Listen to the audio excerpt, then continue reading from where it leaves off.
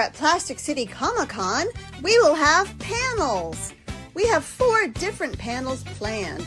First up, it's Author Conversations with Will Murray and Matt Serafini. Next up is George Medina with a panel all about creating comics for young readers. We will have the hosts of the hot podcast, Greg's Cryptid Corner, to teach us all about cryptids. And last is the popular artist sketch-off hosted by the one and only Johhny C. Join us for panels and so much more at Plastic City Comic-Con on Saturday, August 22nd in Leominster, Massachusetts. Admission is just $10 and kids 12 and under are free. See you there. Hey comic fans, want the ultimate VIP experience at Plastic City Comic-Con? This year, the first 50 VIP ticket holders get an incredible gift bag packed with exclusives. Score a 6x9 Batman print by the legendary Joe St. Pierre and get it signed on site. Next up, the limited 11x17 Backrooms and Simpsons mashup, numbered 1 through 50. Grab yours and get it signed by Scott McFarlane of Angry Dad Comics. You'll receive a rare mystery variant cover comic, courtesy of Mellow Fellow Trading, and a random mystery gift from Sky Boyven and other Plastic City guests. All of this can be yours for just $20. Get your VIP tickets today at plasticcitycomiccon.com. The con runs Saturday, August 22nd from 10 a.m. to 4 p.m. with VIP early entry at 9 a.m. Don't miss out! These VIP gifts are limited to the first 50. Grab your ticket now and level up your con experience at Plastic City Comic-Con. Indie Comics Relay, we're here at the Burlington Public Library, and check out this line. I think they're all for us. Hey guys, is this the line for Blue? Actually, yeah, it is the line for Blue.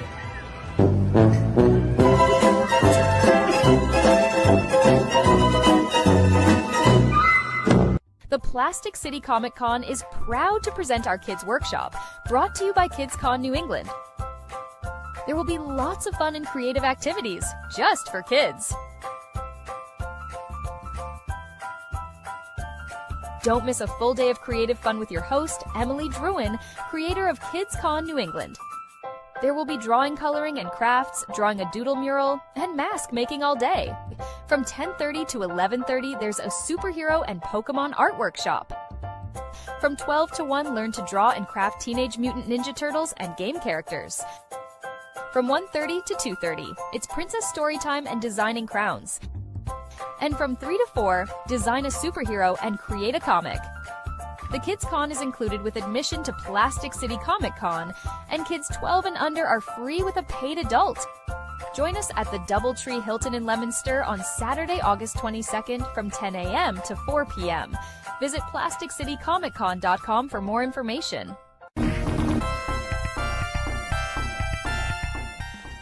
Hey wrestling fans, Ted DiBiase, the $1 Million Man here, inviting you to join me in Leominster, Massachusetts for the Plastic City Comic-Con, Saturday, August the 22nd.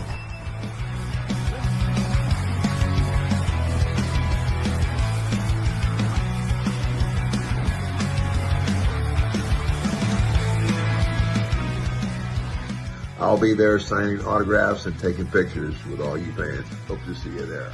And remember, everybody's got a price for the $1 Million Man.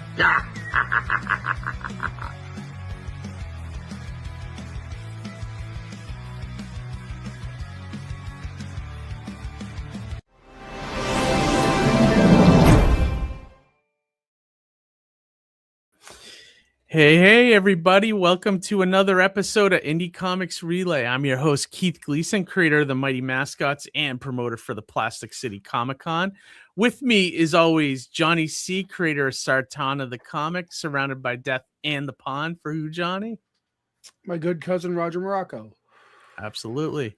And our third co-host, the Time Lord of Tangents himself, Harry G. What's up, fellas? Hey, everybody. What's Not going too much. on? How are you guys holding up? So You got your voice sounds a little. you can tell the energy levels down from me and Johhny. We just Little got bit, back little from 3 days of Terrificon, which is, Yep. I think I gotta start. Johhny, what do you think of this? I gotta start when we have a big 3-day convention like this, or even if it's like, I don't know, 2 days or 1 day. Maybe we start like doing back-to-back episodes and take that week off or something. I don't know. What do you think? Like, just to have a recovery time, Yeah. I mean, like, I'm still definitely not at 100%. Like, for perspective, like when you like walk all day, or if you're on your feet all day, Yeah. typically you just go to bed, you're vertical, and you go to your feet hurt before you go to bed, right? Yeah. And then you get vertical or you get horizontal, and then you sleep a good night's sleep, and then they're better. You wake up in the morning, they're good, right? Yeah. Sunday morning, I woke up and my feet still hurt from the day before. That's when you start popping Advils. Yeah, man. Yeah. It was rough. Like I worked so goddamn hard this weekend. It was stupid. It was stupid to the point where I'm like, this gimmick might not be worth it, but then like it kind of is. Dude, you sold out. I mean, that is amazing. I sold out all the Surrounded by Death comics I had, which was a good like 12 books or 15 books I had, which was pretty good. And just because the gimmick worked, you know what I mean? That's the best place where the gimmick could work. An unsuspecting buyer. Yeah, absolutely. Harry, what were you gonna say? I was just wondering, is that convention carpeted? Because a picture or two, and it looks like there's a carpet on the ground. Does that help at all? Not really. A little bit. It does. It does. I can tell the difference, and I remember back in the day when all the big shows used to be carpeted, and then after COVID they got rid of that. And a lot of the reason why they got rid of it is because it's expensive to do that. Yeah. You know what I mean? But when your foot is hitting that concrete all day long, that's hard. Hard. I always bring like a rubber mat with me to put behind the table to help. Right. But even then, I find myself like I always stand up to meet somebody, but then I always find it a few minutes later I'm sitting back down just because it's like, even with the rubber mat, it's like it's brutal, Yeah, the carpet I guess was a little like a rollover from the previous show that was in the venue that they couldn't quite get it switched over in time. Okay, so it wasn't intentional. No, it's not. It wasn't an intentional thing, and because Mitch made the announcement going out, everybody's asking about the carpet. Don't get too used to it, otherwise I'd have to raise your booth rates. Oh, I didn't hear that. It's very expensive. That's like a $60,000 to $70,000 add-on. Holy shit, really? Like, that's expensive to do that. So to that point, I get it. I get not wanting to do it. But for the attendee or even for the exhibitor where you're on your feet all day, like, that's invaluable. It really does make a little bit of a difference. And on top of that, I bring my own carpeting for our booth, like their tiles. Yeah. So it literally, I'm on like nice soft cushion. But even doing that, my feet were still killing me all day. Oh, yeah, dude. I mean, it's a lot.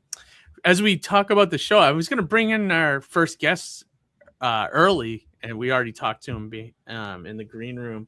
He was actually at Terrificon as well. So, like, as we're, I figured we'd spend like the first, 15 minutes or so just talking about the show and what we thought. So, bringing in tonight's first guest is George Medina, one of our favorites. What's up, George? What's up, guys? Thank you for having me on the show. Yeah, absolutely. Were you there all 3 days? I forget. No, I got there Saturday morning. I was there Saturday and Sunday at the show. And I heard you guys talking about the carpet. And it did. I mean, as an attendee walking around, it made a huge difference. Did it? For us, yeah, man. It was I wonder nice. If he proposed, like, if everybody paid a little bit of money little more money to have that. I wonder if people would be for it. Like, you mean like the guests or like attendees? Both. Like attendees, I feel attendees are walking around just as much as us, and it's you know, it sounded like the way he phrased it when he announced it that he would raise booth rates. Okay, so I think he would put it on the vendors, and that would not be a good thing to do. Yeah, right. Jeff says he felt like he was walking around on Jupiter today. Amy said that the carpet helped with noise control. I think that was a little bit true. Yeah. You didn't have that quite as much echo, I guess, you know? Yeah, I got that vibe. Yeah. You know, I will say, like, and I know we're talking about the show. And so obviously you guys have the perspective of being behind the table, right? I have the perspective of walking around the show, just experiencing. First, I want to say it's my favorite show of the year. Like, Terrificon is my favorite show. I mean, Johhny and I, we do New York Comic Con, and that's a great show because it's New York Comic Con. But I love Terrificon. I say that to say the prices to get in are getting a little high. Yeah. Like, and how much was it in at all conventions? So Saturday was $49. Which I don't know, just make it 50. I guess 49 makes you feel like you're still paying under $50. Yeah, it gives you that illusion that you're paying less, but you're not really, you know. 99. And then Sunday was $42. I think Friday was $45. But if you buy the 3-day pass, it's $132 to get in the show. It's weird with that's still cheaper. That's still cheaper than Boston. I think it was. I saw that it was like I was thinking about going to Boston Fan Expo, and it was like I think like $60 to get in Saturday, a 1-day pass. So this is expensive. Yeah, that's something's gonna happen here because plus $60 to get in plus $35 for parking. Ooh, it's like $95 right there. I know. Just to go. That's like that's right. Just to even be that's there. A theme park. It's like going to Six Flags. Right. Yeah, honestly. I mean? Yeah, honestly. Like, so what I see happening is if they keep doing this, vendors are going to leave because they're not making money, and then you have no show, right? Mm-hmm. Like, or who knows? So, maybe the parking lot was carpeted. Comic Cons won't go away; they would just transform. The way they've transformed over the years, right? So where they would expand and contract, I think some of the bigger shows might regress a little bit. And I honestly, in going to San Diego year after year since 2009, I could see how things have kind of regressed a little bit in the ways. Like there isn't the same amount of giveaways or, you know, signing opportunities that are like very open like they used to be, you know? Yeah. I will say though, Harry, to your point about the parking, the good thing about it is that parking is free. So we didn't pay for parking. Yeah. You get there early enough, and anytime, whatever, you just use your parking lot. You can use the casino parking lot, and you're in there, and it's for free. So you are paying $49 to get in, but the parking is free. I just think that when you're paying $49, right? Let's say, for example, you're going with a family.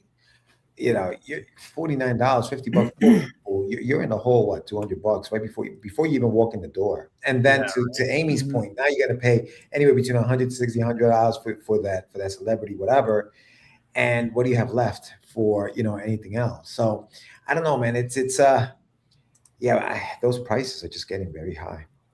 Yeah, and like I feel like, you know, like with San Diego and New York, they get the numbers, so like you make money. You make money just because there's so many people there, you know. Like, and I think Terrificon's at least on that level on Saturday. I know Saturday was crazy this year. The other 2 days were busy, but not like Saturday. So I don't know. But yeah. Also, I can't speak about Terrificon, but I know Boston. It seems like every year they have the same guests. Like William Shatner's there every single year. I mean, he's like in his 90s, so I'm sure it's gonna, you know, he won't be around too much longer. But you know, but how many like the Hobbits have been there like 5 years in a row, like the same people, the same people every year. So the good thing about that is, I mean, you can save money on celebrities because it's the same ones. You know, just pick one you haven't met yet. You know, and like. Yeah. Right. Yeah. Johhny, you were going to say something? I was going to say, I was telling somebody at the show this weekend that Terrificon kind of feels a little bit like a Goldilocks show where it's not too big, it's not too small. The celebrity levels are within respectable, like within a respectable amount. You know, the attendees are a nice eclectic mix of dedicated comic book fans, celebrity, you know, autograph seekers, and just common audience that comes in from the casino. You know what I mean? So, and it's also geographically positioned where you're getting like this New England audience, but also some spillover from New York. Yeah. So like it was really awesome to see Omar, his brother, you know, you, Jonathan, individuals who I normally see in like the New York shows. Well, I mean, you guys travel, so I see you a lot, but still, like seeing Omar was great. Just because, you know, normally it's because of Terrificon being where it is geographically, literally, you know. Dude, the amount of New York Knicks hats that I saw there was crazy. I was like, oh, really?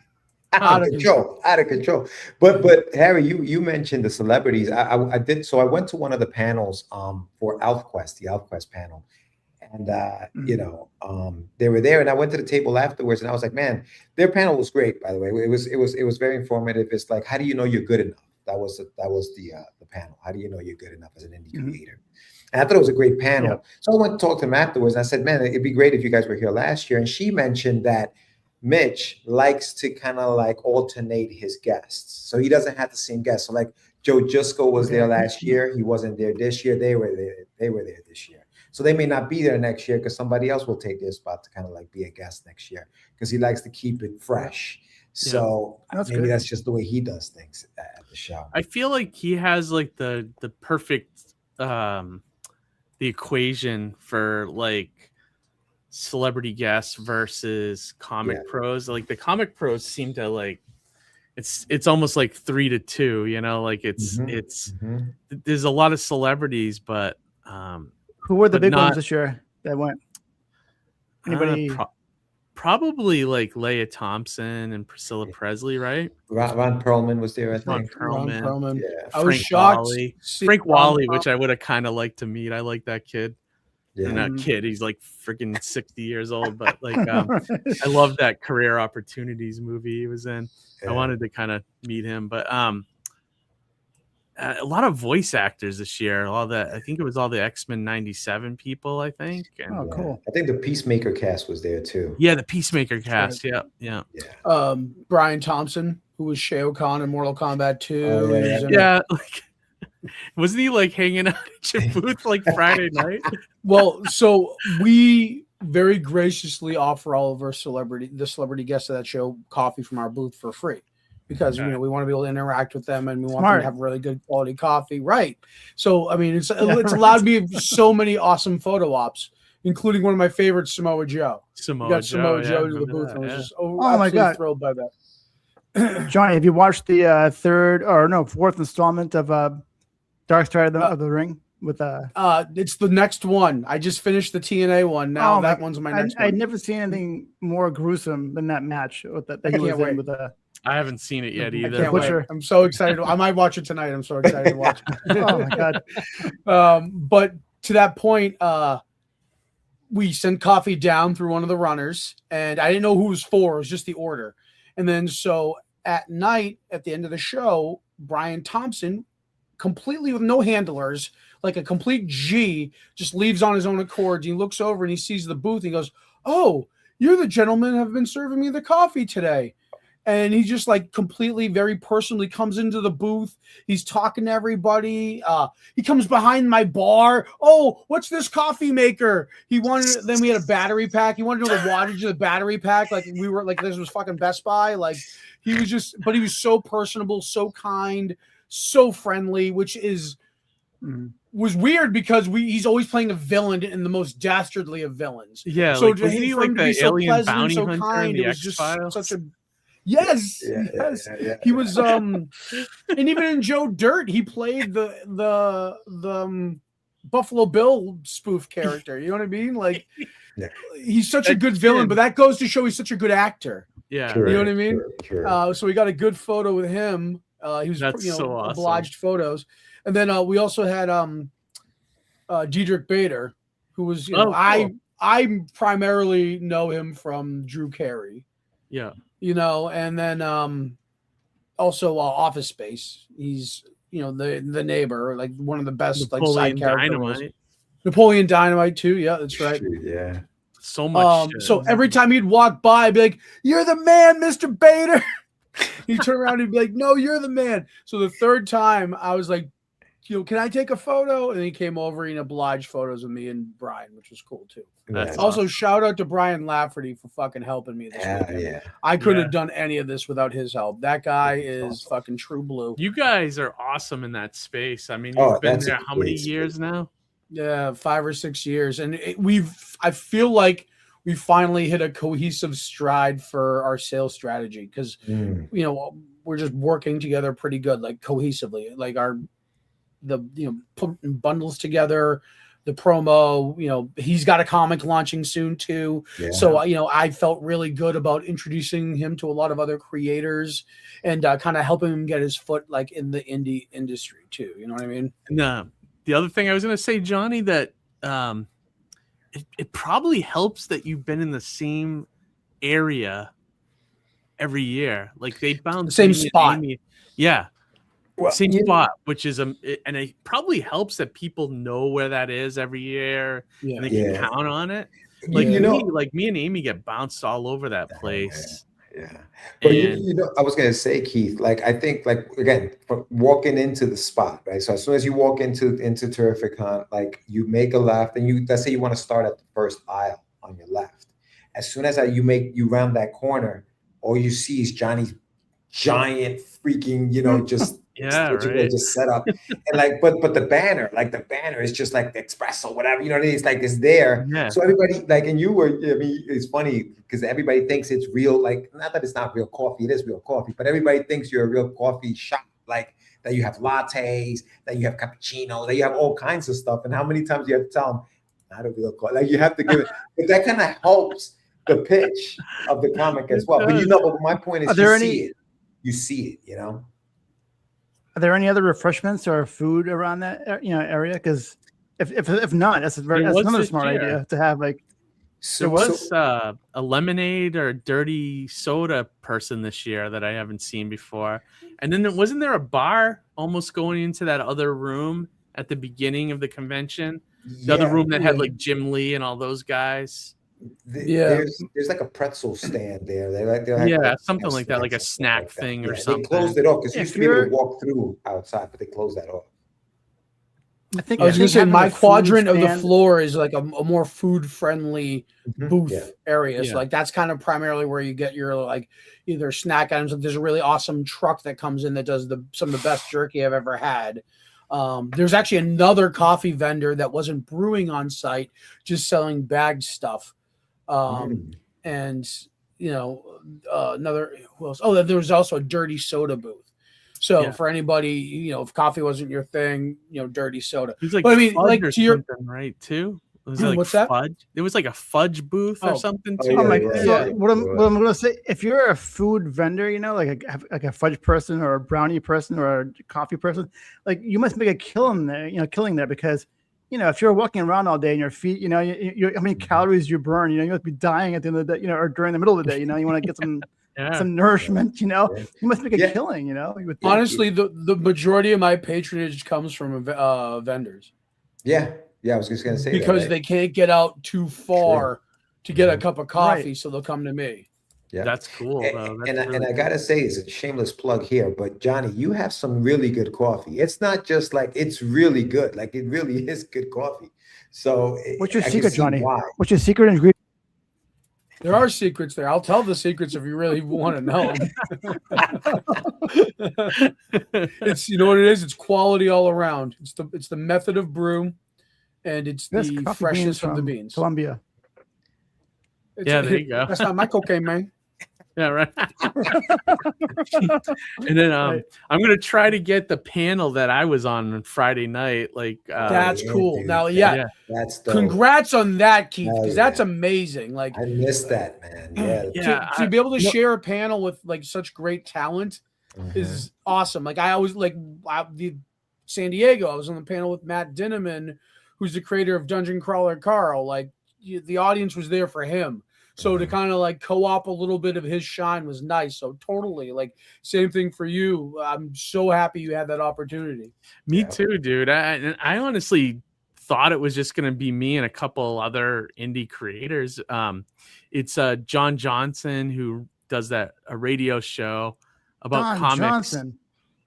Johnson. He does a real radio, like for a radio station on Connecticut broadcasting. I forget what the station ID is, but he's the one that put it together. Like, he does panels for Mitch all the time, and he's told me to come to the panel, and I was like, yeah, sure, I'll be a guest. And then I arrived there, and it's like Phil Russert from Filbo, it's Al Milgrom, classic penciler, inker for Marvel, and then CB Sobalski, who was the editor-in-chief at Marvel up until like a month ago, but he's still involved in like I think he's not the editor-in-chief, but he's relations for like overseas talent stuff now. Yeah, like getting comics into Japan and things like that. Mm-hmm. I couldn't see it at first, but after the panel, John like set that up perfectly with the personalities there, because Al Milgrom was like kind of like the comic relief of the panel. Like, he would joke around. If you ever went and met him, he's such a nice guy. This is the first time I've ever met him. Yeah. And I talked to him throughout the weekend. What a sweet guy. I ended up giving him a copy of Mighty Mascots. Nice. He told me he had to sneak it into his house because his wife doesn't want him to bring stuff home anymore. But he wants to read it. So, and then CB couldn't have been nicer. And then Phil, so CB had a point of view from the big corporate Marvel. Yeah. The panel was called The Future of Comics, which it actually turned into talking about the business of comics rather than the future of comics, which was good. And everybody that was there, it was like half full, but everybody that saw it, I would run into people over the weekend and be like, that was the best panel I've seen in a long time, stuff like that. But it was cool because I had the indie perspective on like the business. Phil had like the indie distributor kind of perspective, and CB had the big Marvel corporation perspective. And then Al would talk about, he's not very business minded, but he would talk about certain things that he tried to get going in comics. But how also it affects the creatives, I would assume. Right? Yeah. And also he like I said, he was the comic relief. So it ended up being so good, and I was shocked. Hey, look at this, Dean Haskell. What's the outlook? What's the outlook look like? What's up, Dean? What's happening August 22nd? Hell yeah. You know what's happening, man. We'll see you there. I'll send you an email with all the details and stuff later this week. But yeah, Dean's coming on Plastic City. Can't wait. That's happening on the 22nd. Can't wait for that. It's going to be an awesome show. Also, big shout out to Sigma Comics. Yeah, look at that. Love these guys. Johnny C's comics sold out, and we're going to tear into Mighty Mascots after I'm done with our outline for book 4 of Calico. Go Indie Comics Relay. I love it. Yeah, it was great to see him as well. Yeah. And the weekend was kind of a blur to me. Like, it was just all over the place. But the highlight for me was that panel. Like, I don't go on many panels, so all of that was really cool, So I was really, it was awesome. Yeah. How about you guys? Did you have any awesome experiences this weekend that you wanted to talk about, or? Yeah, I think so. When I go to these conventions, obviously it's good to see you guys, and I love hanging out with like my indie friends and like just taking pictures and walking around the floor, the dollar bins and all that other stuff, supporting you guys. But I also like to check out the panels. And, when I used to go to conventions back in the days, I feel like a lot of the conventions, panels were a big thing. Panels, whether it was an indie creator, whether it was, I remember when Wizard World was around still, and they did one in Philly. I went to see Michael Turner, rest in peace, when he was still alive. He was putting out Soulfire, his first comic, and he was handing out free copies of the book because he was promoting it. And he did a panel where he was drawing live and handed out the drawing to like a kid in the audience. Like, panels were fun. They were freaking cool. You know what I mean? And I feel like a lot of these conventions kind of have gone away from panels. So it's nice to see big shout out to you guys at Plastic City this weekend. You're gonna have 4 panels, one day show with 4 panels, and they sound like they're really cool. So like, I think that part of it is good for the fan to be able to go in, meet a celebrity like in a panel, not where you have to wait online and wait to go behind the curtain because they won't let them take pictures outside of it. That sucks. It's nice to sit in the panel and just be able to see this celebrity. So I think that, like I was talking about ElfQuest, their panel was freaking cool. And I wish I had been there on Friday because I definitely would have checked out your panel. But I definitely sat in on that panel. And that was fun. Like I love just sitting there, just listening to like the stories. I sat in the Chris Claremont had a panel with Louise Simonson and that must have been a good one. Yeah. So that was fun. So yeah, the panels I think were one of the highlights for me, just being able to sit there and just listen to some of these. I love hearing the stories from the good old days of comics. Exactly. Even like when you listen to a good podcast with with a comic guest and they just reminisce about like, oh yeah, I studied under this guy or whatever, like whatever they're talking about. And it's stuff to them that's probably they think is boring, but all of us are like, we're like absorbing it, we love it, so one thing our sales were okay this year, but the one thing that I was really happy about with the sales, and Johhny, you sounds like you had the same thing, but most of our sales were comics this year. Like it wasn't like usually Amy outsells me with her artwork and our her prints and stuff. But this year, the comics outsold her stuff. So I feel like that's a win, even though it was less money overall, but. Do you feel like the pricing of the comics helped? Like how you were priced? Did you price the comics differently at all? Yeah. No, I mean, I try to do package deals. So, like my Mighty Mascot stuff, I do a bundle of all 10 issues for like $25. That's great. Yeah. And then you get all this free stuff like bookmarks and things like that. And then I started doing that with the Kids Switch 1 and 2. I did $10 for 1 and 2, and then you got like a mini print by Ryan, and it helped that Ryan was next to me because I had him sign the prints as they were going out, and we don't charge money for the autograph, but I'm assuming people think it's like just an added bonus that we do sign it, you know what I mean, like nowadays. Although the prices for comics were all over the place though, huh? Yeah, I noticed. But I feel like $5 is that sweet spot. Like when they see 2 comics for $10 just fly out of their pockets, and now because they're getting 2 comics, and then you're giving them something else for free. I feel like they find that to be a deal. You know what I mean? And like I try to match it's even crazier. Yeah. Yeah, absolutely. And I try to match the industry prices. You know what I mean? Like everything's $5 now. So. If I can match that, but I feel like a lot of indie guys go way overboard, like 20, 15, and I'm like, I guess, if you can get that money, go for it, all power to you. But to me, it just seems like a harder sell, you know? And this goes back to like what you're paying at the door. If I'm paying $50 to get in, and then I'm paying $25 for one comic or a 24-page comic or something like that, as a consumer, it's tough. Because I want to go get some coffee too. You know what I'm saying, Johhny? That's what I thought about with celebrities too. Like if celebrities were to sell, photo ops or autographs for, like $50, or $40, you probably get a lot more people lining up than if you're selling it for $80 or I don't understand that. I mean, I'm sure somebody would pay the asking price, but like if you probably get a lot more traffic at your booth. So it's funny that you say that because I was reflecting with Brian about overall how much we've made, because Terrificon is always my biggest show. And a lot of it has to do with the coffee. But in prior years, I made way more money with charging less for the coffee. I used to charge $3. Now I charge $5. I just have to because the coffee actual grounds went up. So I had to do it. I didn't want to, but I had to. And then still not bad. Right, but I would make more then charging less than I did now. Oh, really? Interesting. Charging more. And I'm like, what's the difference here? And Brian made some really great points.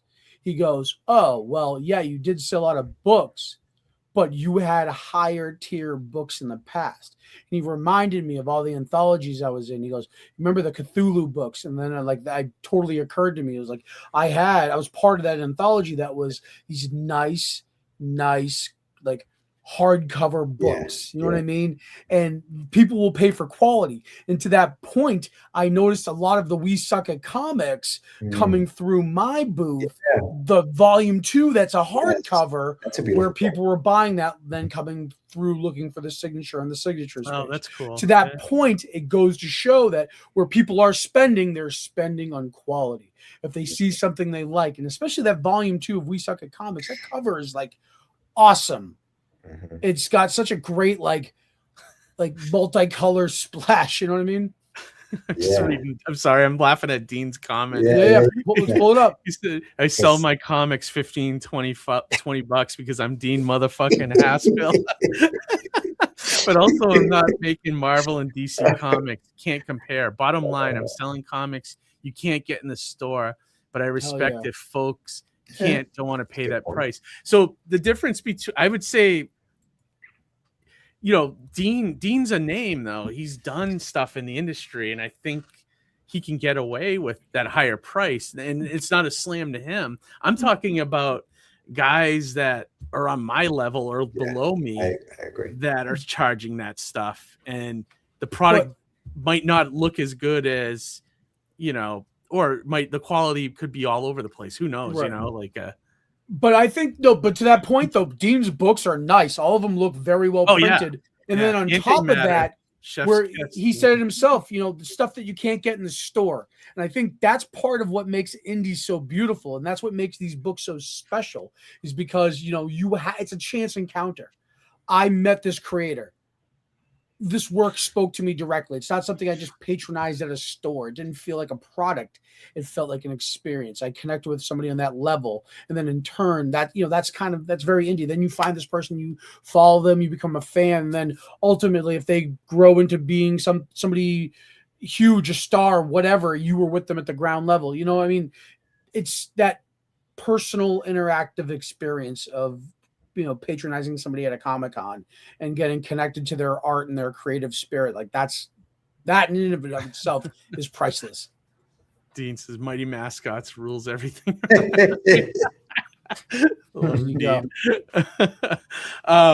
One thing I was gonna say too, one comment I heard this weekend, and I think it was by the Fugitive Poem guys, next to shout out to them.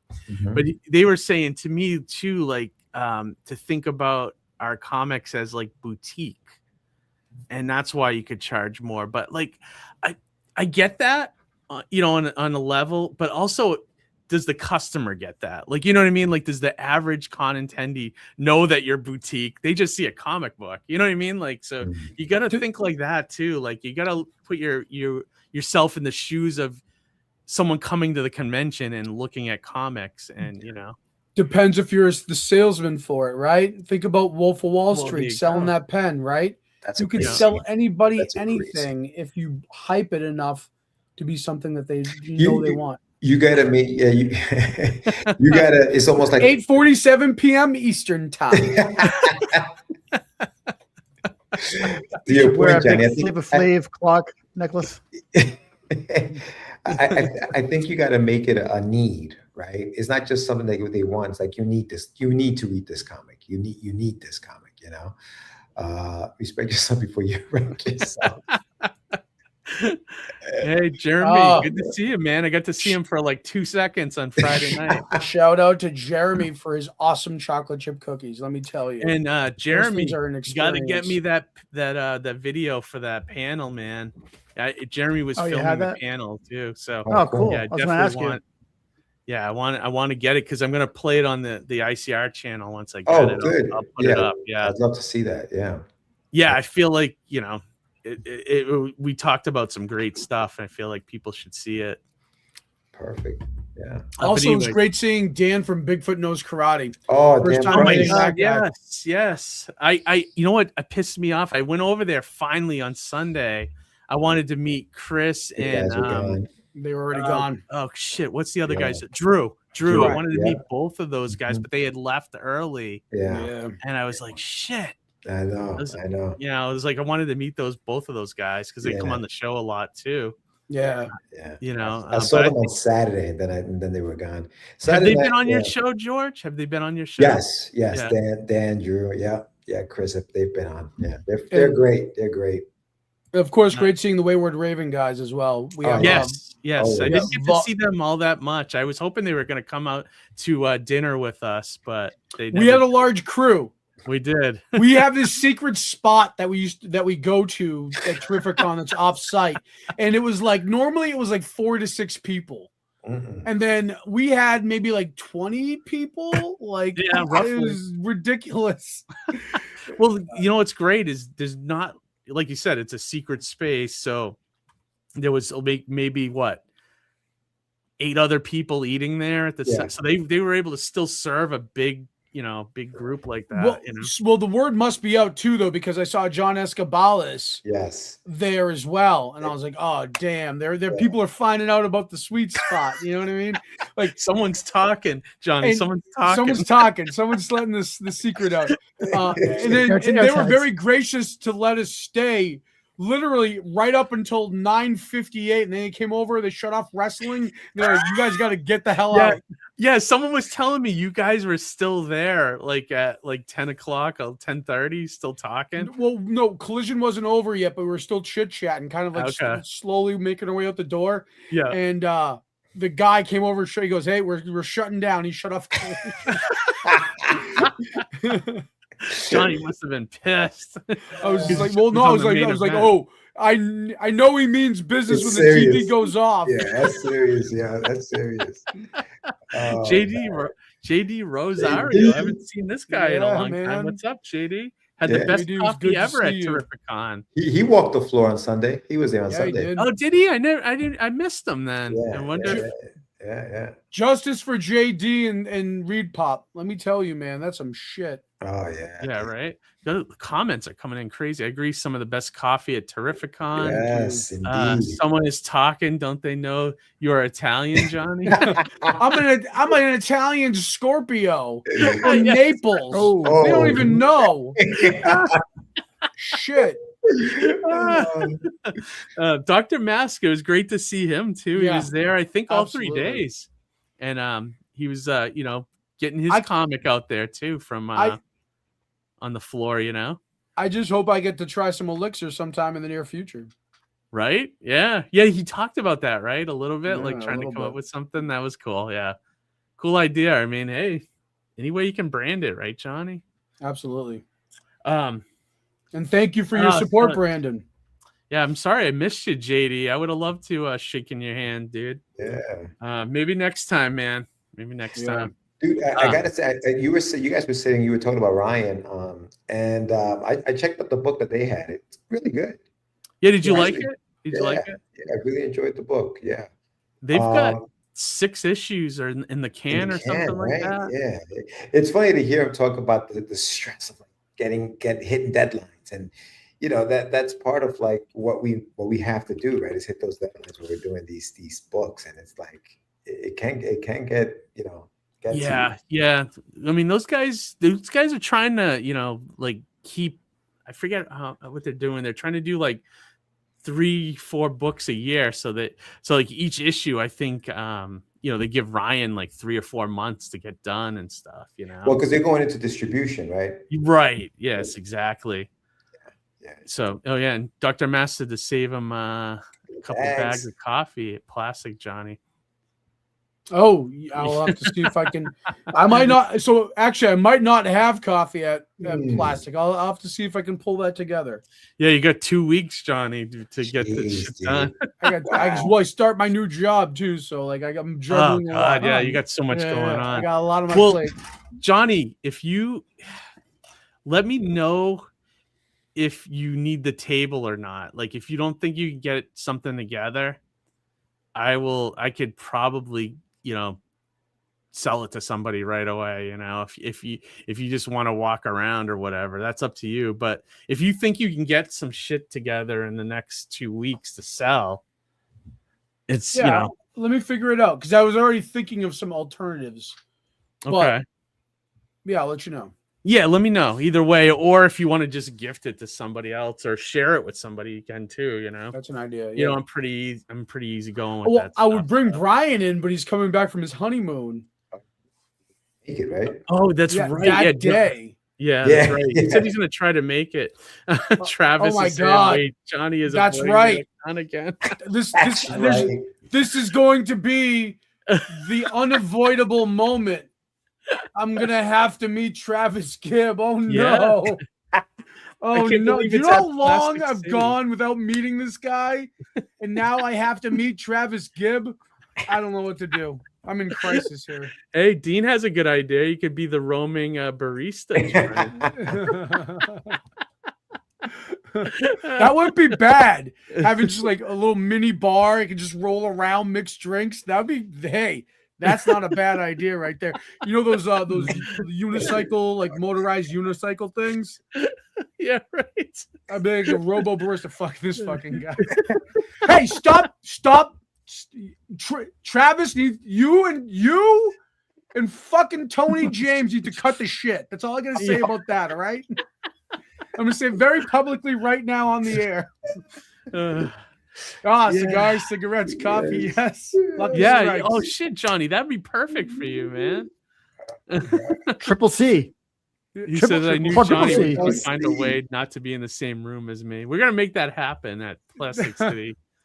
I'm gonna try to be like out of frame on every photo. Get one of the boxes, like at the ball games, Johhny, that you can carry around. That's actually a good idea. Yes, that's right. You could be Johhny C. And Johhny, everything you sell should start with C, like coffee, cigarettes. There you go. Cigars. Hey, smoke up, Johhny. They're great. Candy, cigarettes, coffee, candy apples.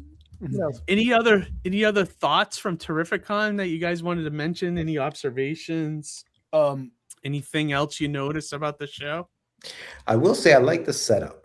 So you walk in and you walk into the vendors, right? When you first walk in, you go through the vendors and stuff. As you walk in through, in order for you to get to the celebrities, you got to go through Artist Alley. You know what I mean? You go to Artist Alley, then you go to the artist, and then you go to the celebrities in the back. So I like the fact that they have celebrities in the back. So you have to walk through to see them. And then to get out, you got to walk through again because there's only one way to get out that way. So I like the way it's set up because then it gives you more of a chance for you guys to see people, walk through your aisle as they're going for the celebrities. So I think that I like that also about the show.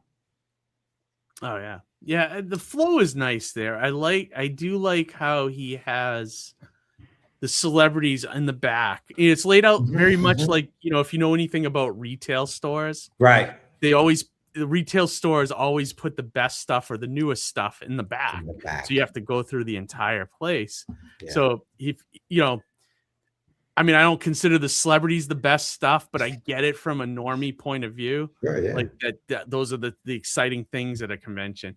But it's always it's that, then all the big comic pros, then Artist Alley, and then everything else. So it's like it's just laid out really well. Mm-hmm. The only thing that bugs me with Terrificon, and I don't think it's the convention's fault, it's just that sometimes you can get lost in there because there is so much to look at. You know what I mean? And I think one thing that helped me this year is I did less stuff. Like I just did comics. I don't have any, I didn't put any tchotchkes on my table. I didn't do anything like that. I just did all the comics and the graphic novels, and that's it. Yeah. And I think it helped move comics this year for me, honestly. So, go ahead, Johhny. One thing I was going to say is that, like I said before, I think Terrificon is very much a Goldilocks show. I think anybody, not just in the Northeast, not just on the East Coast, I think most creators in the U.S. need to look at Terrificon as a show and a show that you should consider traveling to exhibit at, because it's got that energy, it's got that vibe, and I'm almost afraid of it getting too big where it doesn't, because here's the thing. We've experienced 2 years of Terrificon where it was up against Fan Expo. Right. And even though that was happening, they were widely attended days. especially in the heat. Like this was a very nice weekend, right? Where people could have been out doing other things. A lot of people came to Terrificon this weekend.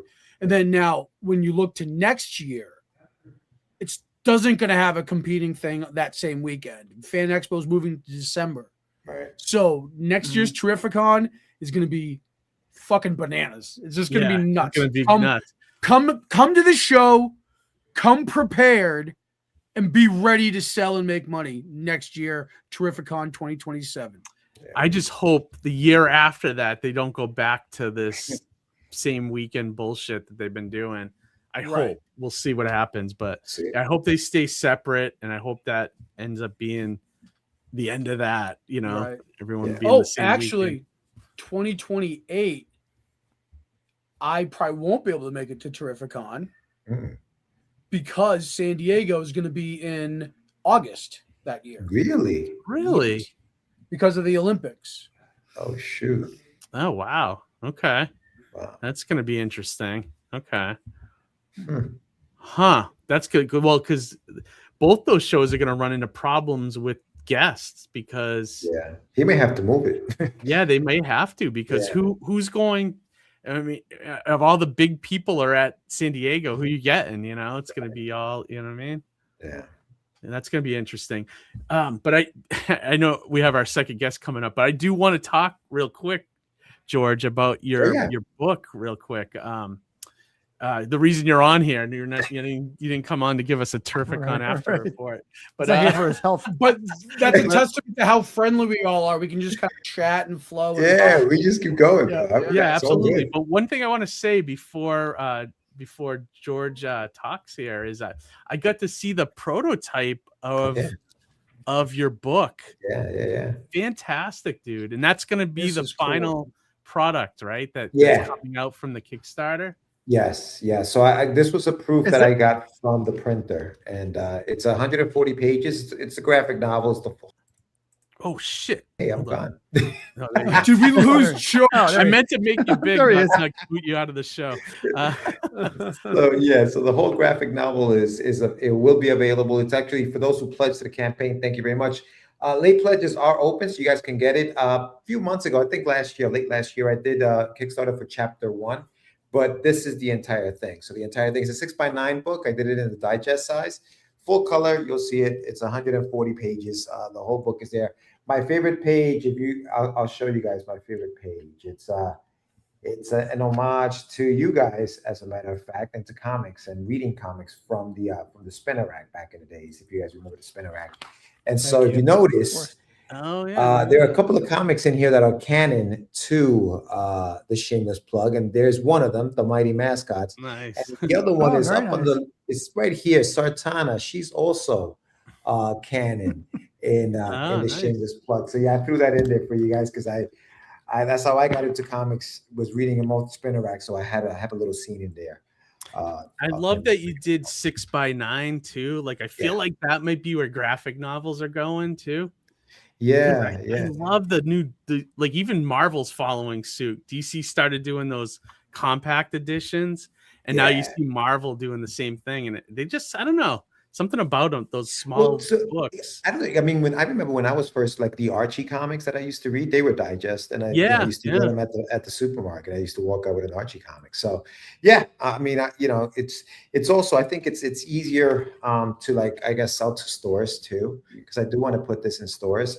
And so I was talking to a couple of vendors at Terrificon who actually, looked through the book, and they were interested. So let's see what happens. That's awesome. So the books, it's a good product. I mean, I haven't read the entire thing, but I read the preview edition you kickstarted like last year, I think. Yeah, and I love that first. Thanks, man. I appreciate half. it. I think it's the first half, right? The first 40 pages. First 40 pages. Okay.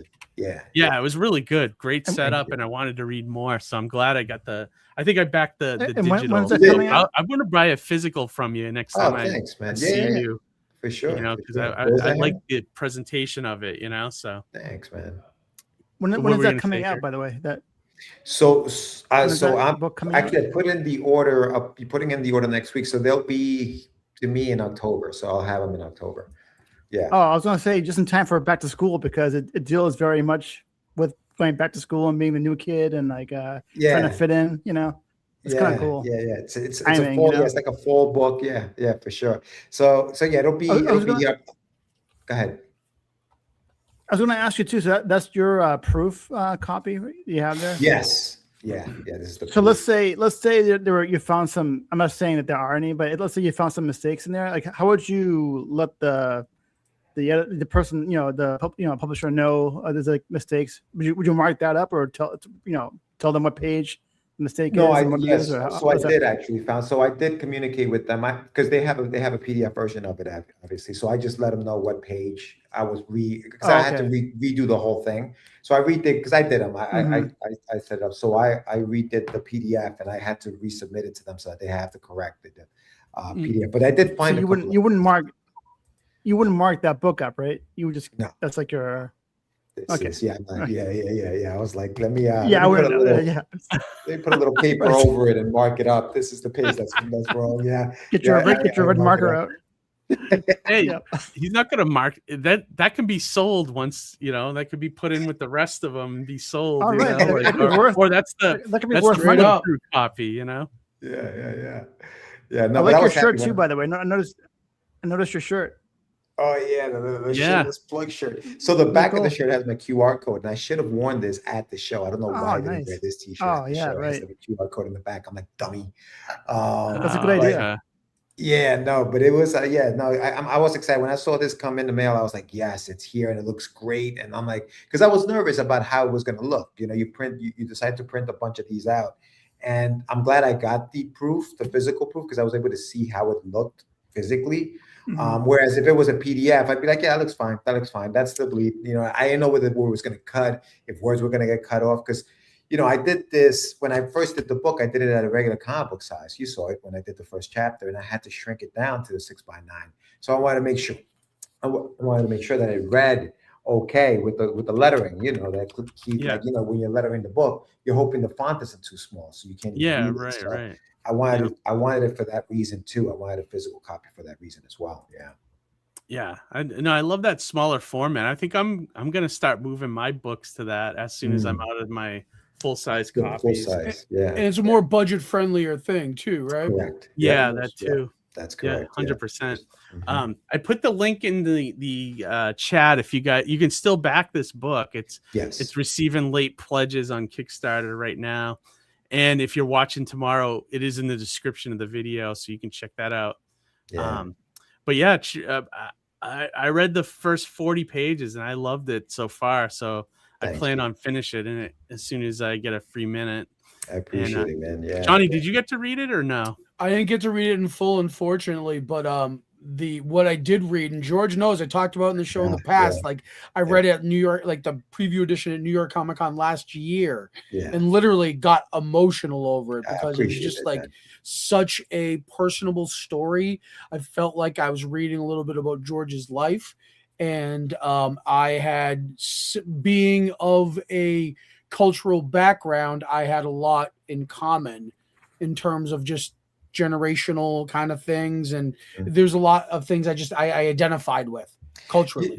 I love that you say that, Johhny. I know you have your next guest, Keith, but I just want to say this real quick. Yeah, absolutely. Take your time. We'll just go a little later, So the story follows a young boy who comes to this country from another country and doesn't fit in. He doesn't speak the language. He's skinny. He's goofy looking, and so kids, to cope with some of these stuff, sometimes come up with these imaginary friends. And so in the story, Joaquin gets a gift from his mom. It's a little portable, game.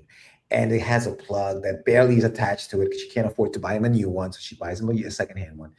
And so the bullies in the school take it and rip the plug out. And in his distraught as he is, he creates his imaginary friend. And it's this little guy right here, the Shameless plug, who now is going to help him find a way to fit in. And doing that, he's going to do it by being himself. And that's the whole thing. But I think, to your point, Johhny, and I appreciate you saying this, because I don't want anybody to think that, it's an immigrant story. Of course, immigration is big today, so that's what he's writing. It's about that. It's not about that. It's about when you start a new job next week or whenever you're starting, Johhny, you have to try to somehow fit into the new people that are there. What's the culture like here? All right. How am I going to not cause any issues or problems by being different? She'll just bring free coffee. Well, you can try that, or just be yourself, Johhny, because that's what's going to help you. If we can fit right in, right? Right. So that's kind of like the message. It's not so much about the difference. I came from another country, so that I was just writing myself into this story, and that's why I wrote it. But this could be anybody, man. It could be anybody, and that's the whole thing.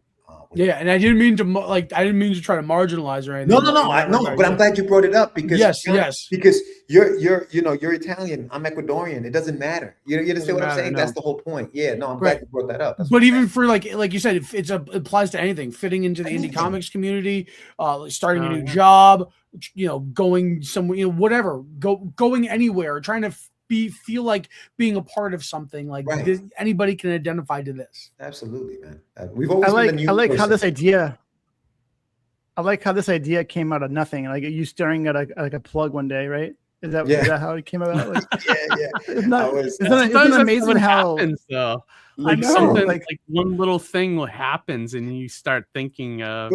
But we're all creative people, right? I think we look at the world through a different lens. Like anything can be a story. You're walking down the street and anything can become a story or a piece of art for you, Harry. Like it just happens that way. And that's what it was. I was staring at a plug, like one of the plugs that you put your phone and you plug in your phone. I'm like, that'd be cool.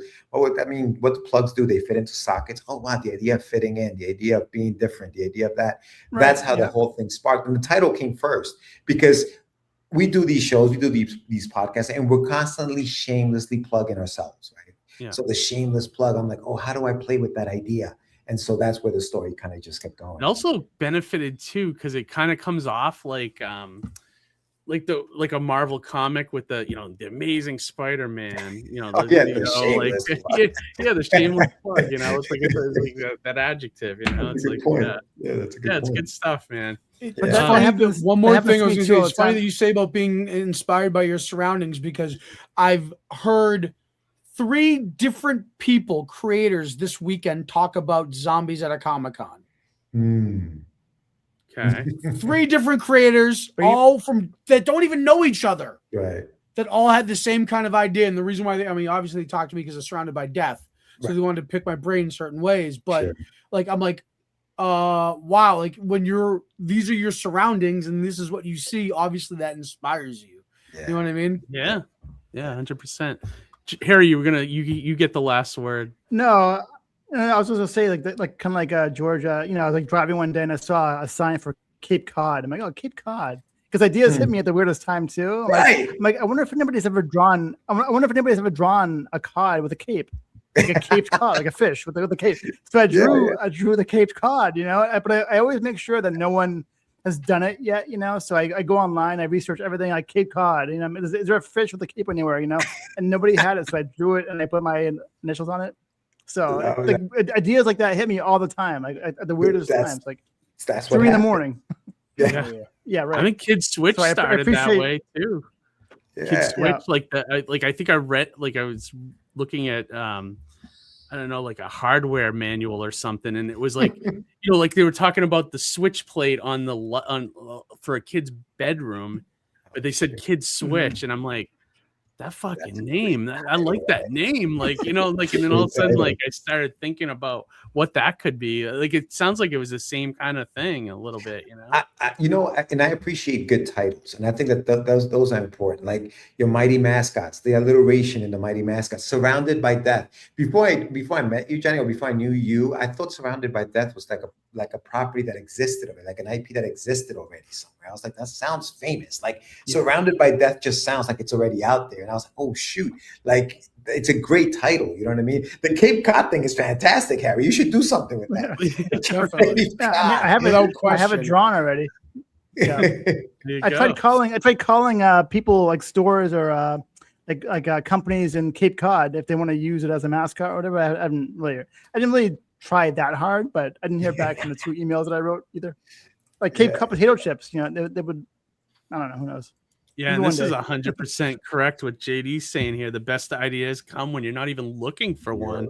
And I think that we just said like 4 examples here, it always happens, just, you can always be ready with those pads in your, in your back pocket or your iPhone note app, to just take that stuff down, But yeah, so everyone check out the Shameless plug. It's going to be on late pledges for how much longer, George? I'm going to do it till the book comes back, till the book comes from the printer. So I'll have it on for a few we got months. about another month. Yeah, maybe? another month or so. Okay, so everyone get that before it closes out. George, anything else you want to say before you take off? Yes, we'll see you next week, right? Plastic City Comic-Con. Yes, I will be there. Right. I will be not just an attendee, but I will have a panel at the show based on this book. Sometimes to fit in, you have to be yourself, and it's just going to talk to parents and families about your creative children and how important it is to nurture their creativity and not make them feel like they're weird for it, because that's their superpower. And so I'm gonna have Johhny on the panel. I'll have JD Rosario, who's in the chat. He'll be on there. Philip Russell will be sitting with me. JD's gonna come with you? Yeah, he's gonna sit in the panel with me. So yeah, no kidding. No, well, I'll meet him there. I'll meet him at. There you go. Yeah, that's awesome. That's even better than meeting him at Terrificon, actually. Even better. Exactly. So yeah, definitely come out Saturday. Saturday, it's a one-day show, right, Keith? It'll be for the full day. So admission is $10. You can't beat that. So come check it out. Our VIP's even cheaper than most other cons, and you get a ton of stuff. So yeah, I was just saying that VIP package is stacked. Yeah, absolutely. Yeah, it pretty much is. And one thing I forgot that I'm going to add to the VIP, and then whoever can get the rest of them on the swag table.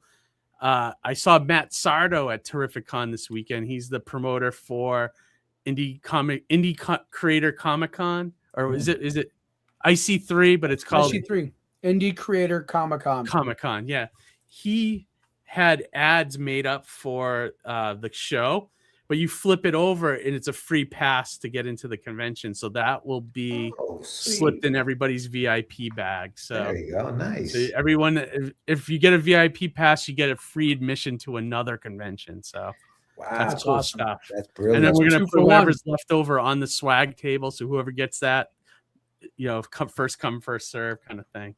Nice. Good job. So that's going to be cool. All right, George. Thanks, guys. We'll see you soon. Yes, we'll see you very soon. All right, guys. Thank you so much for having me. Harry, good to see you, man. Have a good night. Have a good night. Later. Awesome.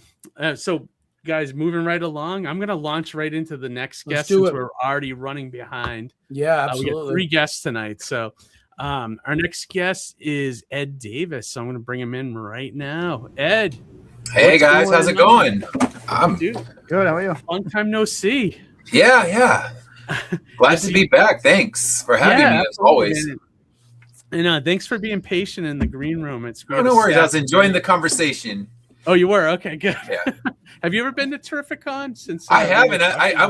I'm sitting there typing it in as you're talking about it. I'm like, all right.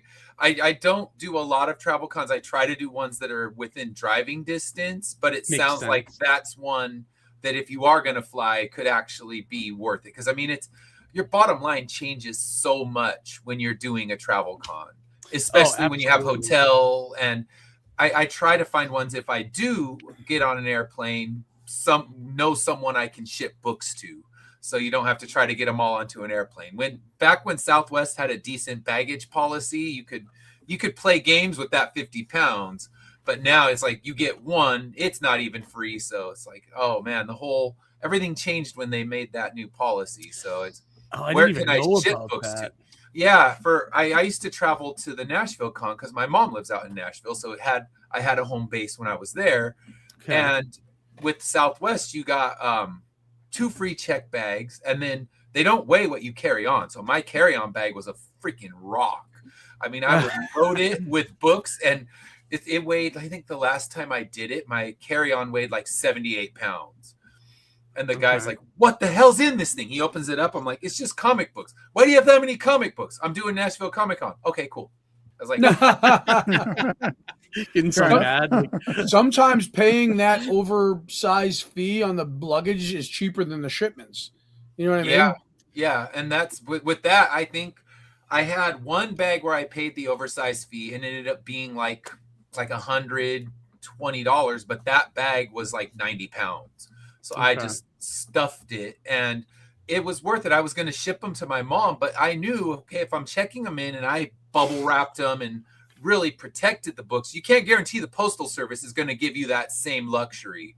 They're going to kick that book around. They don't give two shits about what you mail.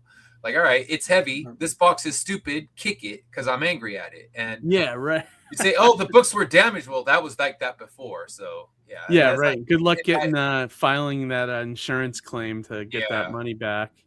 Johhny, have you running into that? Are you running into problems shipping stuff or getting stuff on when you travel? Or well, I always bring like a modicum amount when I travel far, like in San Diego. Well, this year I didn't exhibit, but previous years, you know, I kind of work the system a little bit. So I have the JetBlue credit card that gets me free luggage. Okay. And then so the additional, I think I get up to 2 check bags with it because I'm using the JetBlue card. Okay. Or maybe like one, it's a discounted rate on the second, something to that effect. But that helped me kind of skate by a little bit. Mm-hmm. Was that a boarding sound effect? An airplane boarding sound effect? Yes. That is my doorbell, and I got kids at home. They can go grab it. Okay. That's awesome. Yeah. So Ed, I see you got a new book. I see the banner in the background. I was looking at it a little bit today when I was. It looks like the Kickstarter just ended recently. It just ended. It's kind of like your last guest. It's still in late pledges. Okay, perfect. So the Kickstarter ended. It was just, it was an uphill battle the entire time, and it funded in its last 24 hours. So I've never had one quite this close down to the wire. It funded in the last 24 hours, but then managed to overfund. So I mean, it went beautifully, but dang, it's like, come on, guys, give me a moment to breathe here. Yeah, it had you sweating it, huh? Yeah, but I mean, you know what? If you don't sweat on a Kickstarter, you're not doing it right. That's or true. You're doing it so well that you don't have to sweat. I guess one of the two things. Yeah, right. I'd like to be in that one where it funded in 2 hours, and I'm just kicking back and watching the money pour in. He's like, right. I haven't hit that level yet. Yeah. The stressed ones, like where you're stressing all month about it, are the worst. Keep refreshing to see nothing. It's like, come on, something. Or when you do see something, it's backwards. Like, no, not that. Yeah, right. Mind, I'll take that nothing back again, please. Oh God, I'm having PTSD just listening to you. The common refreshing. That's like a actual Kickstarter sickness. Yeah, it's like because I explicitly remember literally looking at the clock going, oh, 5 minutes passed, let me refresh again. 5 minutes passed, let me refresh again. Yeah, I tell people it's like watching paint dry, but sometimes the walls explode. So it's like, oh my God, that's a perfect analogy. Oh my God. So this one looks cool because I think the last one when you were here was that was the horror one shot. That was my floaters book. And when you're talking about it, I like your last conversation. conversation. Read that, Ed. And I thought it was really good. Oh, I loved it. Yeah, I enjoyed it. Thank you. I like that it was just a one shot, it was like, that's all you had to read. And I was like, this is perfect.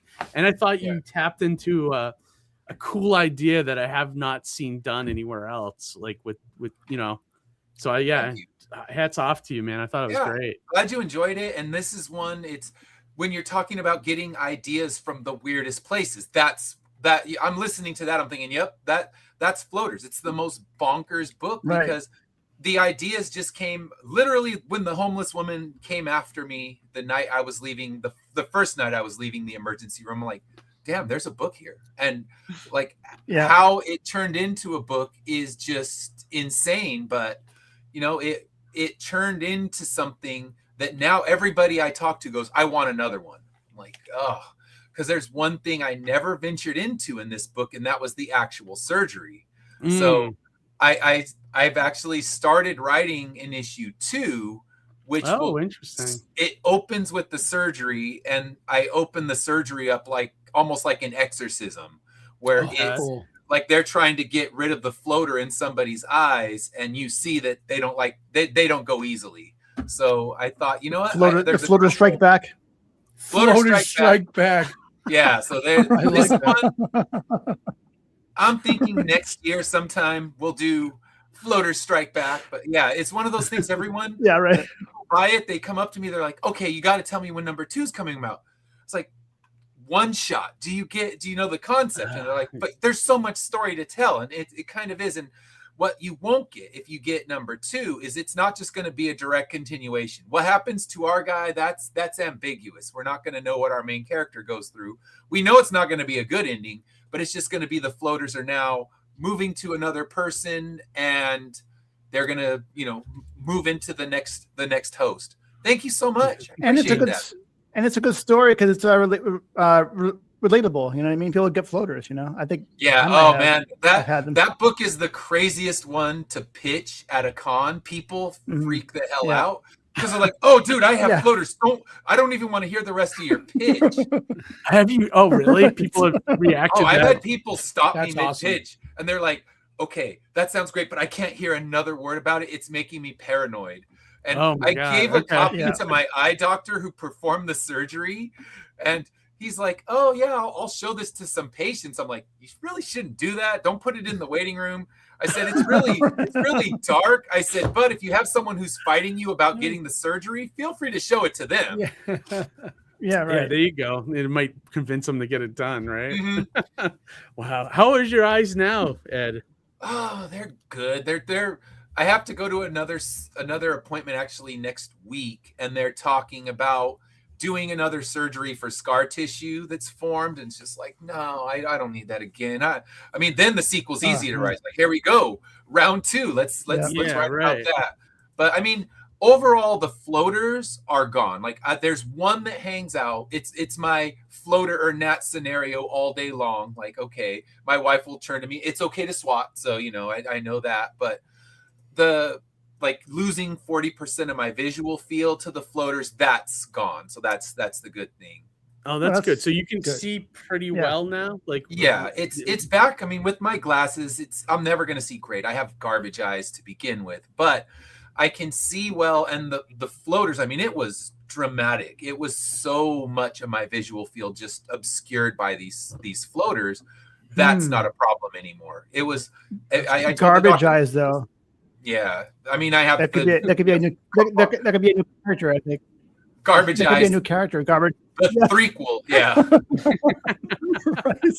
Let's. You know what? I mean, that's a testament to the book that people want a sequel. So I'm it makes me feel good. I mean, when they say that, it's like, okay, there's more stories to tell in this universe, and I will definitely do it. So the script is about a third of the way done. What I've written is the main sequence, which was the first 8 pages are just them trying to perform the eye surgery and how everything goes wrong. And it'll also answer a few questions because it's going to be basically a prequel. It's going to lead up to the moment that our homeless woman gets her floaters. We'll find out how she actually gets. Oh, that's cool. Yeah, that's cool. So you're not telling the same story again. I like that. You're not a candidate for laser eye surgery, right? At all, or is that beyond? I mean, they said I could get laser eye surgery, and I'll still need thinner glasses. So I'm kind of like, all right, what's the point? If I'm walking around in glasses, thicker or thinner, what do I really care? Yeah, right. Right. Yeah. True. So and then so now this one that you just kickstarted, the Immortal Era.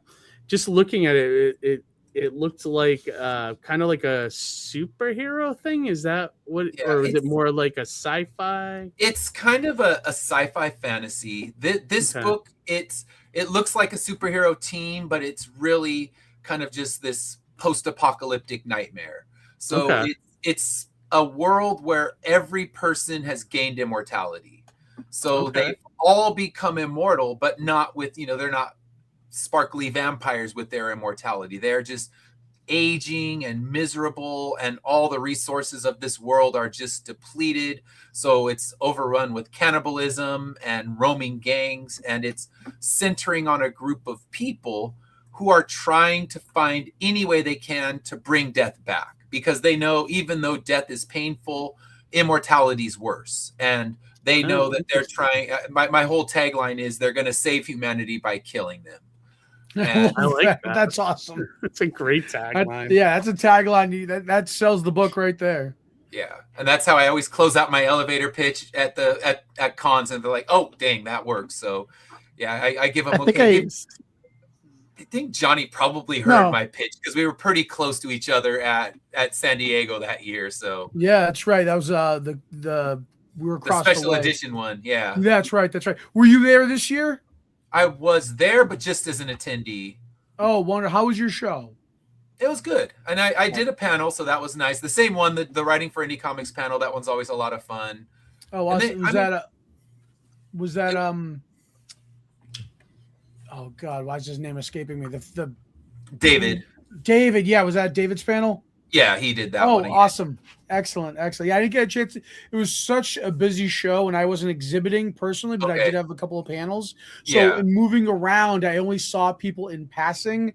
Mm-hmm. You know what I mean? Yeah, and I went hunting for your table, but then you're saying you didn't exhibit. So I'm like, okay, I'm not just blind, because it's easy to miss things at Comic-Con. You can walk by a table 5 times and not actually see it. Yeah, that's the thing I was talking about earlier about Terrificon, where stuff just blends in. Like, so I always try to, especially at a bigger show, I try to do less is more. So the less they have to see on my table, the better, you know, and it might catch their eye quicker, which, you know, sometimes you only have 2 seconds as they're walking by. You gotta try to grab their interest with, you know, with whatever, like you said, whatever's sitting on the table. Yeah. So, so where are you? I forget where you're located at. Are you out in California? Yeah, I'm in Southern California. So you do most of the conventions in the California area? Is that? Yeah, I do that. I've traveled to Vegas. I've traveled to Arizona. I do ones that are drivable. Okay. My next big con is going to be Tucson Comic Con, and that one it's probably like a 7-hour drive. So it's a drive, but it's manageable. And then you take the flight out of the equation, you can really load up your car and have everything. So Phil's just saying how the hallway was great for him at Terrificon, and I mean, I think I might end up actually requesting that next year myself. Yeah, get people coming in, going out. Yeah, because you know you're all you can see is those people as you're walking in, you know. So yeah, I had the hallway. First thing you see. Yeah, exactly. Yep, sorry, I didn't mean to step on it. First and last. I had the hallway at IC3.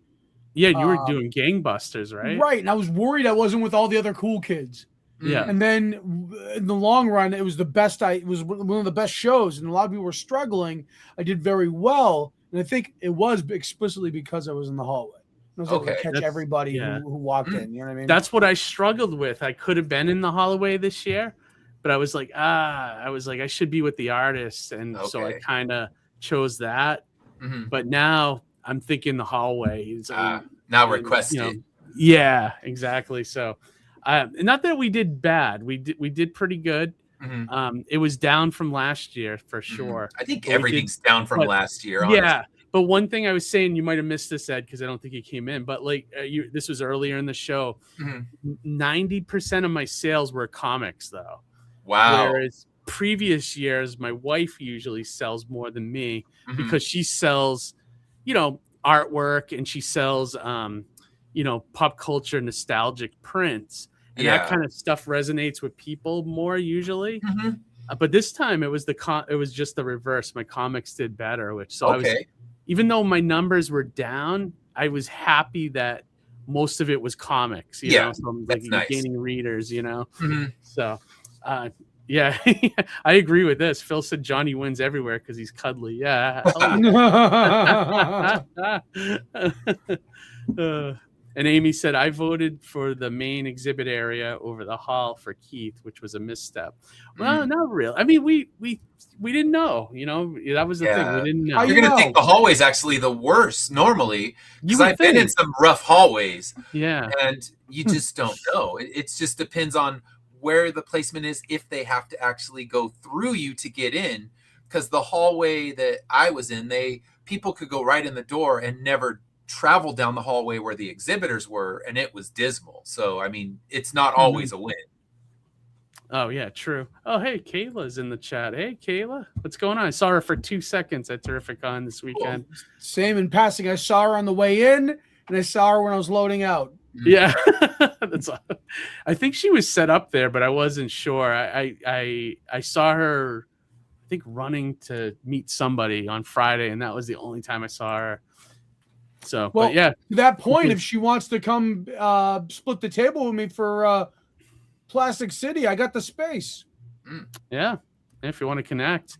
Yeah, absolutely. Just let me know, what you guys want to do in a couple weeks or by the end of this week, if anything, As soon as possible, Yeah. Right. Oh, so she said she was running around everywhere getting autographs. Gotcha. Yeah. But yeah, so I see that you hit your goal, which is good. Yes. Yeah, I'm Congrats looking at it on right now. that. Actually, let me bring it up so that we can show people this book. Okay. I love the idea of this book. Yeah, I'll get a preview of it. Yeah, hang on. Let me see here. So you said nobody can die in this world, right? So what if you lose an arm? Would that arm go on to live its own life? It's probably just going to get eaten somewhere. Some cannibal somewhere is going to be like, someone dropped a meal right on my plate. I was also wondering that too, because if you have a pork chop, right?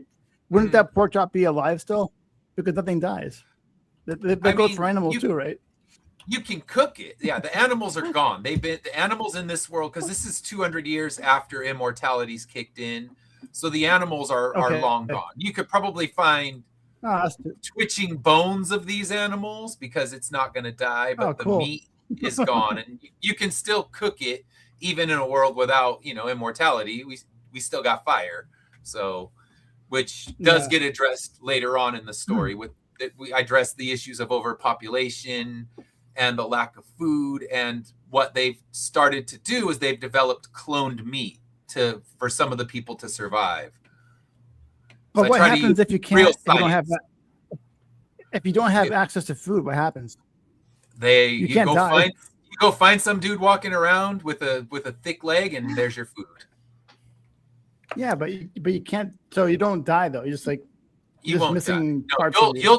No, There's lots of people missing limbs and things like that. I have a character who's just a decapitated head, so you can survive through all of the ordeals. Like there's people, you lose an arm, you just figure a way to make some sort of a robotic replacement and move on. And there he is. He's like this guy right here. Yeah. I love that. That's great. That's awesome, actually. So that's your own personal MODOK right there. Yeah. I love that. Yeah, that's awesome. I saw that you. So this is a second graphic novel. So you've been. Is this your premiere title? Oh, okay. This is So this is issue 12 that's coming out. Oh wow, you have that many? No shit. So this will be issue 12, and then each volume is 6 issues. Oh wow. Okay. That's great, man. This looks cool. Yeah, it's definitely a high concept. And highly adaptable too. Hopefully, if you ever have the opportunity where Hollywood comes calling, this is rife for adaptation.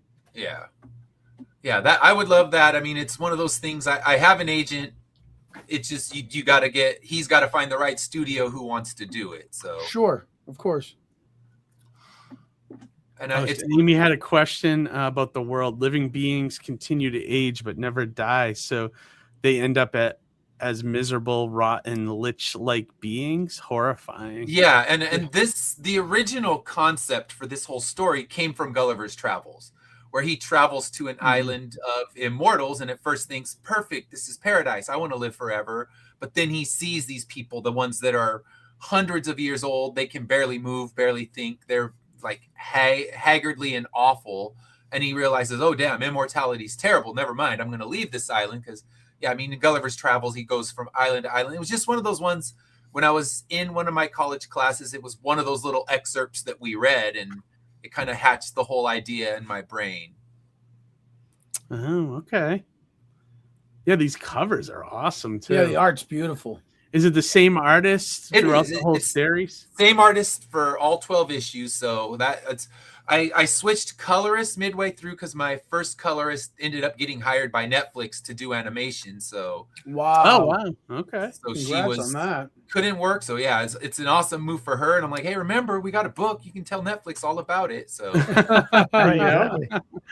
yeah, absolutely. Well, someone might see it over there, you never know. Yeah. That'd be great. Yeah, 12 issues. That's impressive, Ed. How long? When did you start issue 1? How long back? Issue 1 came out in summer of 2019. So it was August 2019 that issue 1 came out. Busting out a couple a year? I try to do at least 2 a year, sometimes 3, but it just depends. I try to release 3 books a year, but last year it was two issues of Immortal Era and Floaters. So sometimes it's 2 of one and 1 of the other. So yeah, 3 books a year is my goal. So the story's been around in your head for a long time, huh? Many years? My oldest notes go back to 1998. So I still have it because I don't throw anything away as far as notebooks and artwork and stuff like that. So I have all of my original notes that I started writing in 1998, and a good chunk of that did get used in issue 1, but it was originally coming out as a novel because in 1998 I honestly had no clue that I could ever write a comic book since I can't do any kind of art. I thought, oh, you got to have some artistic skill to write a comic book. I just didn't know. And plus it was a different world in 1998 if you wanted to publish something independently. It's become, with all the printers out there, it's something that pretty much if you have all of the ambition, anyone can do it. It was harder then because you had there was no digital, like you just throw a PDF together and send it to the printer. It was like, you were dealing with like, crazy printing presses and, I couldn't even imagine back then how to make a comic, without going to like Staples and stapling up, paper together. Harder back then, but greater payoff, I'd say, because fewer people were doing it, right? Yeah, there weren't a lot of indies out there at that time. And you see some of the ones like Jeff Smith with Bone ended up getting huge. The Ninja Turtles are, of course, a big one. The Crow, there's all these ones that were doing it independently. Then like Brian Pulido, when he was doing Lady Death and Evil Ernie and all that stuff, it's like it can be done, bigger payoff, but man, it was a lot larger hill to climb to get there. Right. And you saw most of you were using black and white too. Yeah. What's that, Harry? Speaking of hard to make comics, you're using Comics Wellspring to print your books? I was. No. We all were. Right. Have you decided on a different printer now by any chance? I have a couple in mind. One of them, they do free physical proofs, and I'm going to give that a shot. I forget their name. It's Philbo. Philbo just got his print on demand up, and his prices are supposed to be some of the best around. Yeah, that's actually the one that I was. Oh, is it? Okay, you're talking to Phil. Okay, perfect. Someone gave me that printer because he had just printed his book there. Jesse Sosa, I don't know if you know him. I saw the quality. This is actually terrific. A terrific con, and it looks good. Yeah, he had it at San Diego, and I said, okay, I just need to thumb through this book and feel the pages, look at the colors, because you don't want your colors to come washed out. I mean, you spend a lot of money to make it look good. You don't want the colors to end up just a mess. So yeah, that's the one that I'm looking at right now, and the prices are great. He does offer free shipping, which when you're shipping a big crazy, chunk of graphic novels, that's saving you a few $100s right there. Hell, you got 12 issues. You could even talk to him about distribution, yeah, that's true. You should maybe look into. I feel like I love the concept. I feel like a store would like this too, some stores. Yeah, and plus floaters, you could do that one on its own too, Yeah, that's true, because it's just a quick 1-shot now, soon to be 2-shot, but the immortal floaters.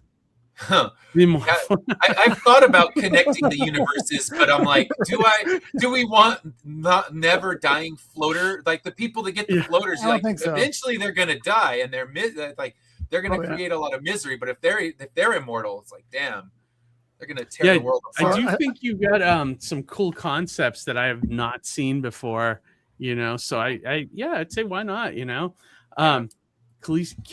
Kayla had a thing here. She said she likes the concept of the book about death being vanquished, but there are things far worse than death you have to deal with. I'm sure, living with regret, especially. Is that sort of 100%. Some of the stuff in the book? Oh, we have a huge portion where I dedicate it because each character kind of gets their own backstory issue, and the one who is a decapitated head.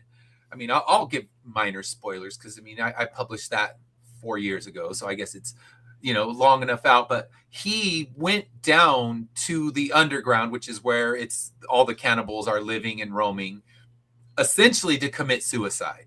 Like, I'm gonna go down there and I'm gonna get eaten and consumed. But they wanted to, like, after they had got every part of his body that they wanted, they just left the head because they're like, all right, there's nothing there. I got this tasty leg right now that I'm about to, chow down on. And the head was left, and he went because he had a traumatic event, and that I won't spoil, that he was having so much deep regret over. He wanted a way out, and instead now he's just stuck living as a head. I just remember the head detective. The head detective. From, but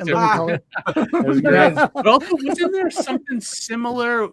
Not similar, but like wasn't there like a decapitated head that was immortal in Sandman as well? Wasn't that? Yeah, wasn't there a thing with his son. So. Yeah, right. Like because his son was immortal or something. Yeah, I can't remember exactly, but then Futurama head and he wanted Morpheus to kill him, and he wouldn't. He left him alive or something. It's fuzzy. I don't remember what exactly happened there, but I do remember something like that. But that's really cool. I like that idea.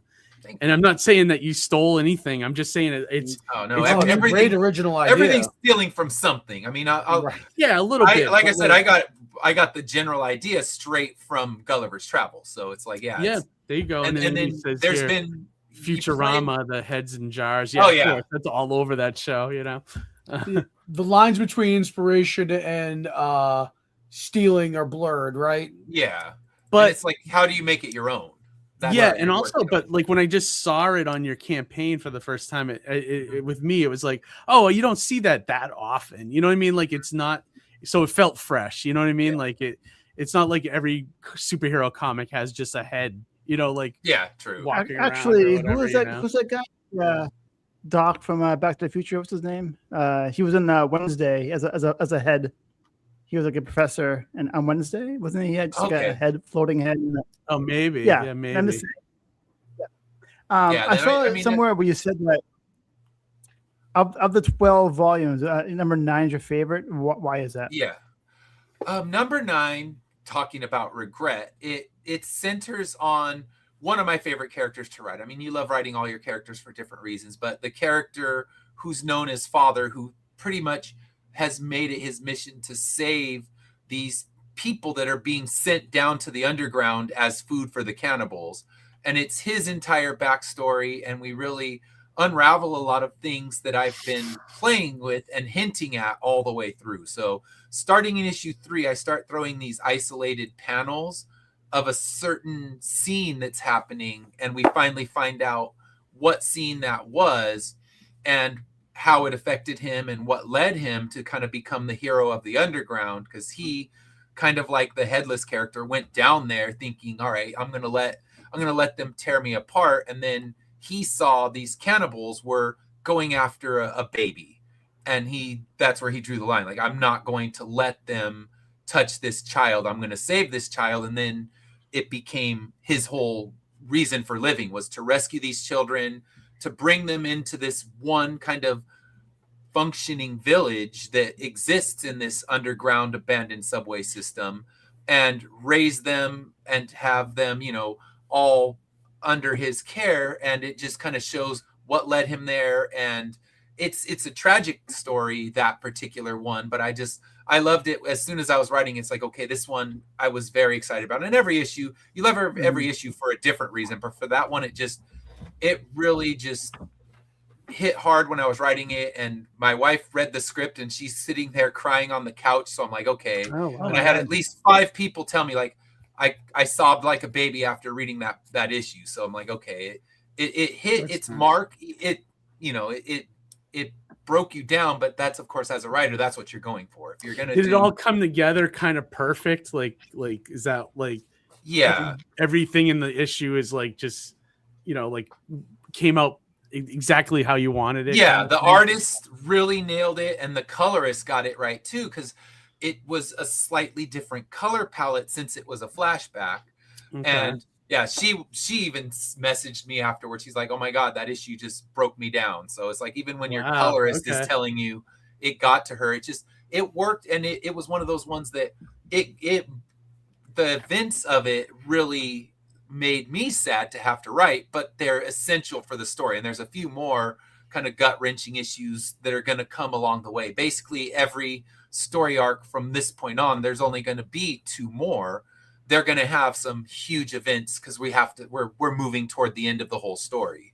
Oh, nice. So where how many issues do you envision for the entire thing? 24 is the goal that I have.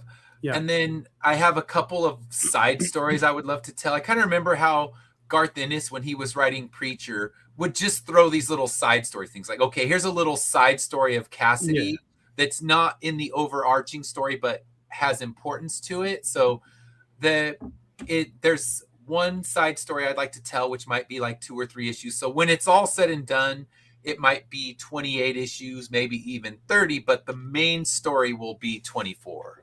Okay. That's going to be awesome for like an indie. That's comic. an epic. It's an epic.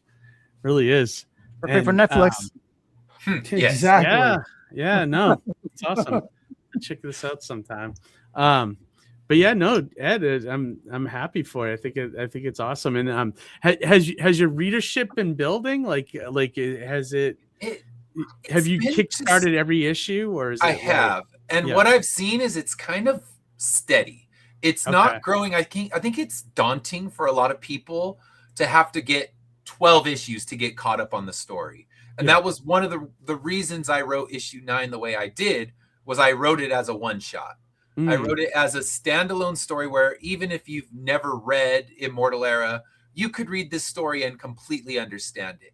Because I wanted something at the table where it's like, okay, you could buy issue 1, issue 2 kind of stands on its own, or you could buy issue 9. So you have 3 things you can kind of dabble in it with. And what I've seen is, especially when it comes to growing the audience, they grow a lot at the cons, but the people know I'm going to be at 90% of the California cons that are out here. So they don't go and back the Kickstarter. But as soon as I see them, they're running up to the table. They're like, all right, what do I need? Fill all my holes. They get me that way. So that's nice, but you don't necessarily see that in the Kickstarter numbers. What I see in the Kickstarter is the travel cons that I've done. You see those cities kind of filling them in because they know I won't be there every single time. But it's been steady. I mean, I have my group of backers that always come. And that's a good thing, because issue 1 was just like me begging family and friends, like, come on, guys, help me out here. And then they're, I think around issue 4, they're like, how many damn books are you going to release? We can't keep buying these things. I don't even read comic books. And so then you had to get real fans. Then it's like, all right, the family and friends that have reached their limit. Yeah. So now, I mean, I still have a few family and friends that actually reading it. They do enjoy it, but like your general, like, you're not getting all your cousins coming in anymore because they're They buy 1 and 2, and that's about it. Exactly. And they're like, they're gone, ghosting you. Yep. But yeah, no, I mean, that we struggle. All of us struggle with that, building our audiences, you know. Yeah. And I kind of see the same thing in my neck of the woods too. Like, I do have a good chunk of people that look for new books at conventions, more so than on like whenever I do a crowdfunding campaign. And I feel like it's almost like 2 different audiences. The way also digital's different too, you know. But yeah, no. So I kind of feel for you with that. Harry, Johhny, do you guys have any questions for Ed on the book or anything in general? Harry? I have a bunch. I have a whole bunch. But when I was preparing for this, interview tonight, I saw that you were talking about like how it's easier for you when you're doing your spiel at your table. Like sometimes it's better to have somebody. It's refreshing when someone says, "Oh yeah, I have that book," or "I read that book and it's great." I love it. Because it saves you time of talking. Have you ever thought of having a con ringer? Like someone that you plant. I've thought about it. I have a friend who will come and do a lot of cons with me, and he stands on the other end of the table. He doesn't come back with me, and he stands there, so it always looks like I'm engaging with somebody, and we're just sitting there talking Mets or something like that. and just completely unrelated to the book, but you see, oh, someone's standing there and talking to him, and as soon as they walk up, oh, hold on one second, I'll tell him, and then I'll talk to the book about them, and then he'll do that. It's a great book, I've read it. And I get someone who goes like, I hated this book, you can tell me it's better than this book, and I'm like, I'll give you a money back guarantee. If you go home and you don't like it as much as that book, I'll give you your money back tomorrow. So you kind of do things like that. But I have someone who, when he does come, he doesn't stand behind with me. So it doesn't look like he's my booth mate, even though technically he is. He's helping running things. He's there grabbing food for me and all that, but he stands to look like an engaged, person. So I've done that. But when you get the random person who walks up to you, it's a beautiful thing when it's not a plant. It's not my buddy who's on the other side of the table to look like, everyone wants to be at this table. It's beautiful when someone you're pitching them and they're like, oh my God, I read that. That's so good. And I just read the newest issue. You have to get it. And that's when they'll be like, all right, one of everything. I'll take the full menu right now. So that's beautiful. Or when you have someone film you, they want to film you for an interview. And they're like, ooh, if that guy's important enough for an interview, this must be an important book. I better get over here and buy this thing. Sometimes just having your creator friend come over and talk to you, the people walking by will stop and be like, oh, something's happening over here, and they got to come over to your table, which is always nice. And I'll try to, if it's someone I know and then I actually do like their book, if I'm walking by, I'll point to it and tell the person that's looking at it, pick this up. It's amazing. I'll always try to hook up, friends. Oh yeah. I do that anytime. If I'm walking to the bathroom and I see someone I know pitching, like, that book is so good. And then, keep going. Just give them that quick little endorsement, because it's a powerful thing. Yeah. Especially when someone is on the fence and they're pondering, and then they're going to give you the dreaded, okay, I'll come back a little bit later, and they're gone. Yeah, right. It's off the line, and very rarely though. Sometimes they do come back, but it's not very rare. They do come back.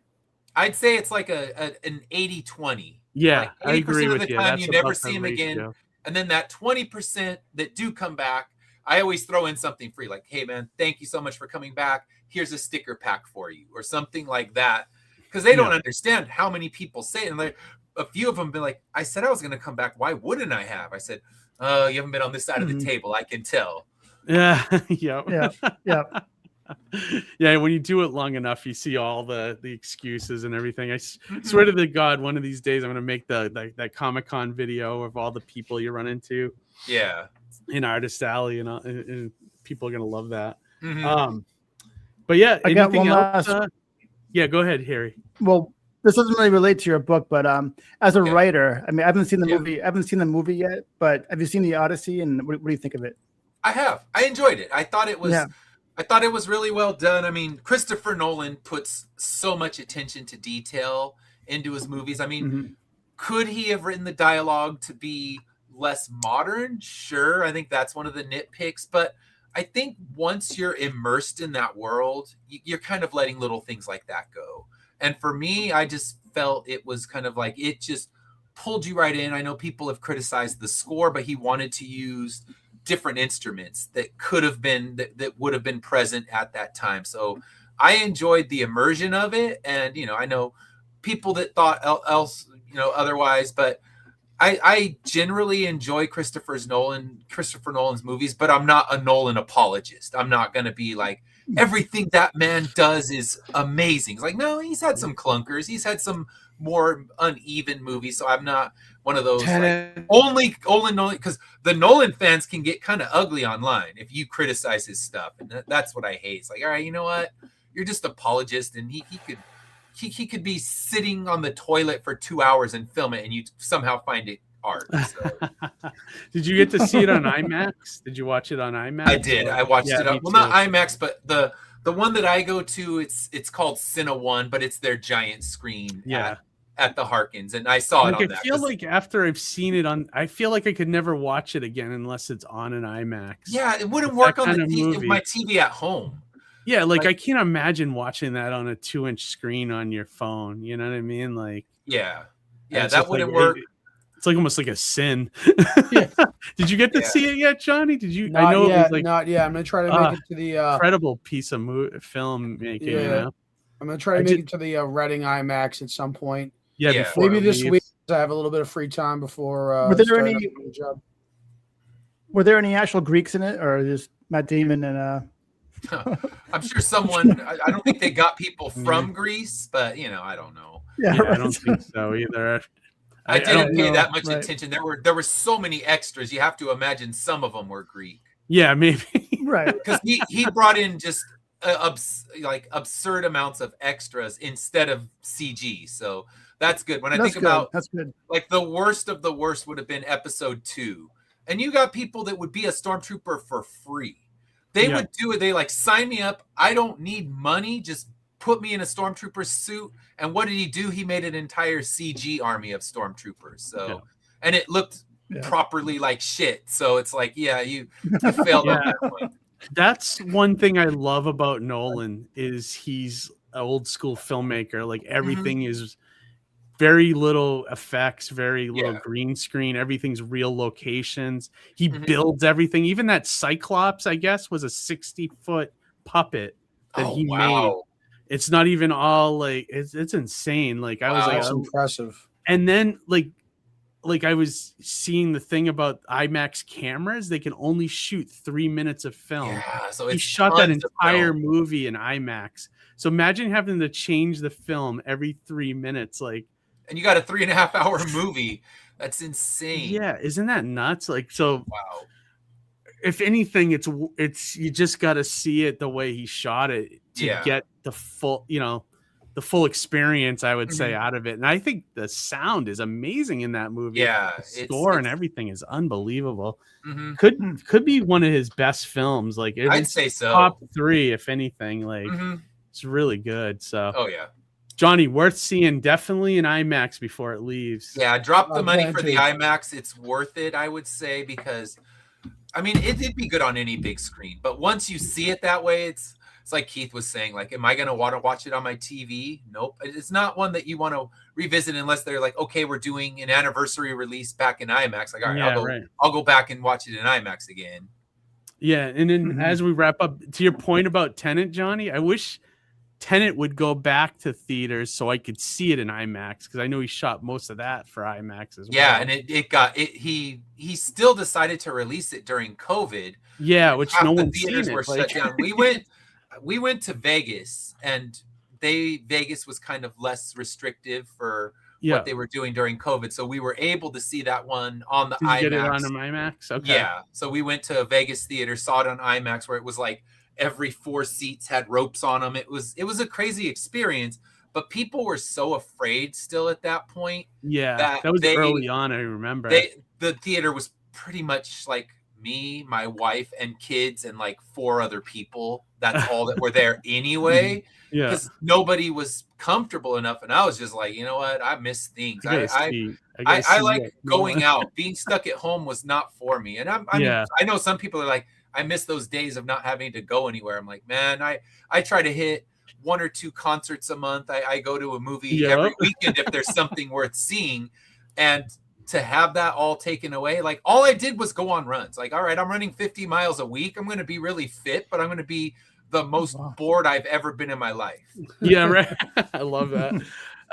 So Ed, anything else you want to shout out before we wrap this up? You social media, anything else that you want? Yeah, if you go on Finish Line Comics, that's where you can find all my different social media, so you can see upcoming shows that I'm going to be at. I'll be at a small little con this weekend, which is in Paris, California, not France, and I'm looking at lots of book fairs and things like that. And then I will be at Tucson, and I just got approved to be a special guest there. So I'm going to be a special guest at the Tucson Comic Con.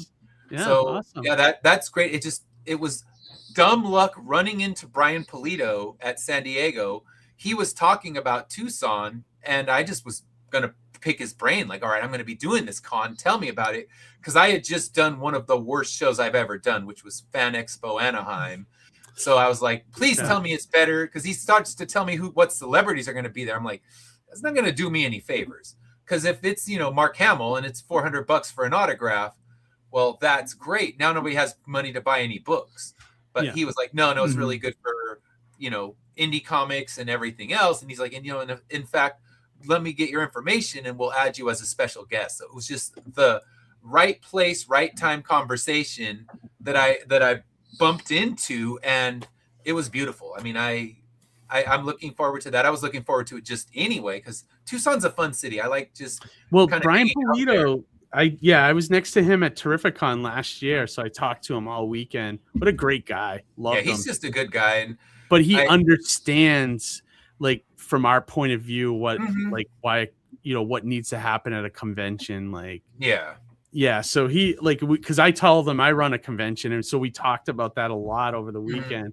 And I was like, I walked away going, man, I got to go to Brian's show at some point. It sounds awesome, So I loved him. I thought he was a great guy. So you're in good hands, man. That's a great show, and he's one of the big showrunners of Tucson. So I'm looking forward to that. He's doing it right, from what I can tell. If he is one of the showrunners, it's going to be friendly for indie comics, because that's where he started. Where his roots are. Yeah, Evil Ernie, Lady Death. I mean, it's crazy, because those were books I loved as a kid, and like he's still doing it and doing it well. 100%. I mean, he's one of those guys that doesn't have to worry on a Kickstarter. An empire. Like he was telling me all here we about go. it. $100,000, bam, like that. Yeah, exactly. You love that for him, because he built it from the ground up. He did it the hard way. He's the guy that we're all trying to be. Like, exactly. That's what I want Immortal Era to be one day. Is like launch like a Lady Death book, and just kick back, put your feet up, and watch the campaign just go up and up and up. Yeah, I love it. That's a great way to end this. Awesome. Ed, thank you for coming back again, man, and sharing your projects with us. When is the late pledges ending for the Immortal Era? I'm gonna run late pledges until I order the book. I'm not gonna do it after the orders, because I'm doing a really small print run on issue 12, because most people are gonna buy the trades. That's what I've learned. So issue 12 is going to be basically everything from the Kickstarter and maybe 25 more. So once I place the order, I'll shut down all of the late pledges. And I had a couple family emergencies pop up, or it would have been ordered already. But I'm hoping that I can have the order placed by the end of, I'm hoping next week. But things are kind of all in disarray in the personal life at the moment. So once that stabilizes, I'll get it. But I've already sent the kind of like, I'm sorry, I was hoping September, but September's probably looking like October, because things just went haywire, as they do. Like all of your plans can always get thrown into complete disarray when life decides to step in and kick you in the face. Yeah, exactly. Absolutely. Always happens. All right. Well, Ed, thank you for coming on, man. And I appreciate you having me back. Yeah, absolutely. Always a good time. Yeah, absolutely. We'll talk to you again once you have like Floaters 2 or the next Immortal Era. Definitely come back for the future. Awesome. I definitely will. All right. Well, have a great night, Ed, and we'll talk to you later. All right. See you guys later. Good night. All right. Awesome, guys. Our last two guests are already in the back room. We're almost let's keep this rolling. Yeah, we're almost right on track again, which is good. All right. All right. So the last two guests is guys that have been on the show before. I've done lettering work for them. They have a great book called Galaxy Memorial Park. I remember that book. Further ado, let's bring in JD Gunter and Levi Skeen. What's up, guys? Hey, fellas, welcome back. Hey, guys. Good to be here. Long, guys. What's going on? Well, the campaign's going on. Yep, and the artwork is it's getting better and better as you guys go, man. Like, I'm loving the book. Yeah, absolutely. Yep. And once again, I've described this book in the past when these guys are on as kind of like an Astro City kind of book where it's look at that. Hang on, let me hold it up again, Levi. Yeah, there you go. Look at that. Oh my god. Yeah. Beautiful artwork. Yeah. Holy shit. Yeah. Or another good Astro City, and then Common Grounds. That's another Common Grounds. Yeah. Common Grounds. Yep. Yeah, both stories that are done like from like a personal point of view, or a point of view other than a superhero fisticuff battle, like or Marvels, like Marvels would be considered that. Marvels was probably, from the writing perspective, Marvels actually, I think you guys, Levi, are probably like gigantic comic guys compared to me. But I remember reading Marvels, and it's like it grabbed me and tugged me right in. I loved it. So that's a huge influence there. Yeah, absolutely. And it was the first time I think I've ever seen a comic like that, where it's like we've never, you've never seen the Marvel universe from the everyman point of view, and that was what was so freaking cool about it. Like it captured like whatever there was like a big crossover event in the Marvel universe, and you get to see how scared people were because like. You picture yourself as one of the citizens in like New York or something, and you see Galactus come into Earth, and you're like, "Oh my God, it's the end of time!" You know what I mean? Like, so what a brilliant way to do a comic. You know what I mean? And so I could totally see you. And no one does a lot like that. Kurt Busiek is probably the biggest one. I mean, he does Astro City too. So like, but like, I don't see a lot of people doing superhero stories from like that kind of point of view, and that's wasn't why there I like a movie like that one time? Wasn't there a movie that came out that was like? Wasn't there like a movie that came out that was like just like that? Like rival superheroes were fighting, and then the people were like just living like there's like the third party. I forget the name of it. It was an older. Yeah, see if you can think of it. I'm sure I know it, but your description isn't bringing up anything familiar. In my head. Right. It's not my super ex-girlfriend, is it? Oh God! Yeah, Uma Thurman. Isn't that the Ghostbusters guy, Ivan Reitman? Maybe. Yeah, that's right. That's right. Ivan Reitman. It could be that actually. It might be that. What, my super ex-girlfriend? Yeah. Seemed like a funny concept, but the execution wasn't good, if I remember right. It was the script is a lot better than the movie itself. It was basically a one joke. They could have done more with it, but yeah. I've seen it. I can't remember it. There's certain filmmakers like that and like Larry Cohen. They always had amazing concepts, but the execution was always awful. Like, and you think about the basic idea, and you're like, "That is awesome," and then like the rest of it peters out, Yes.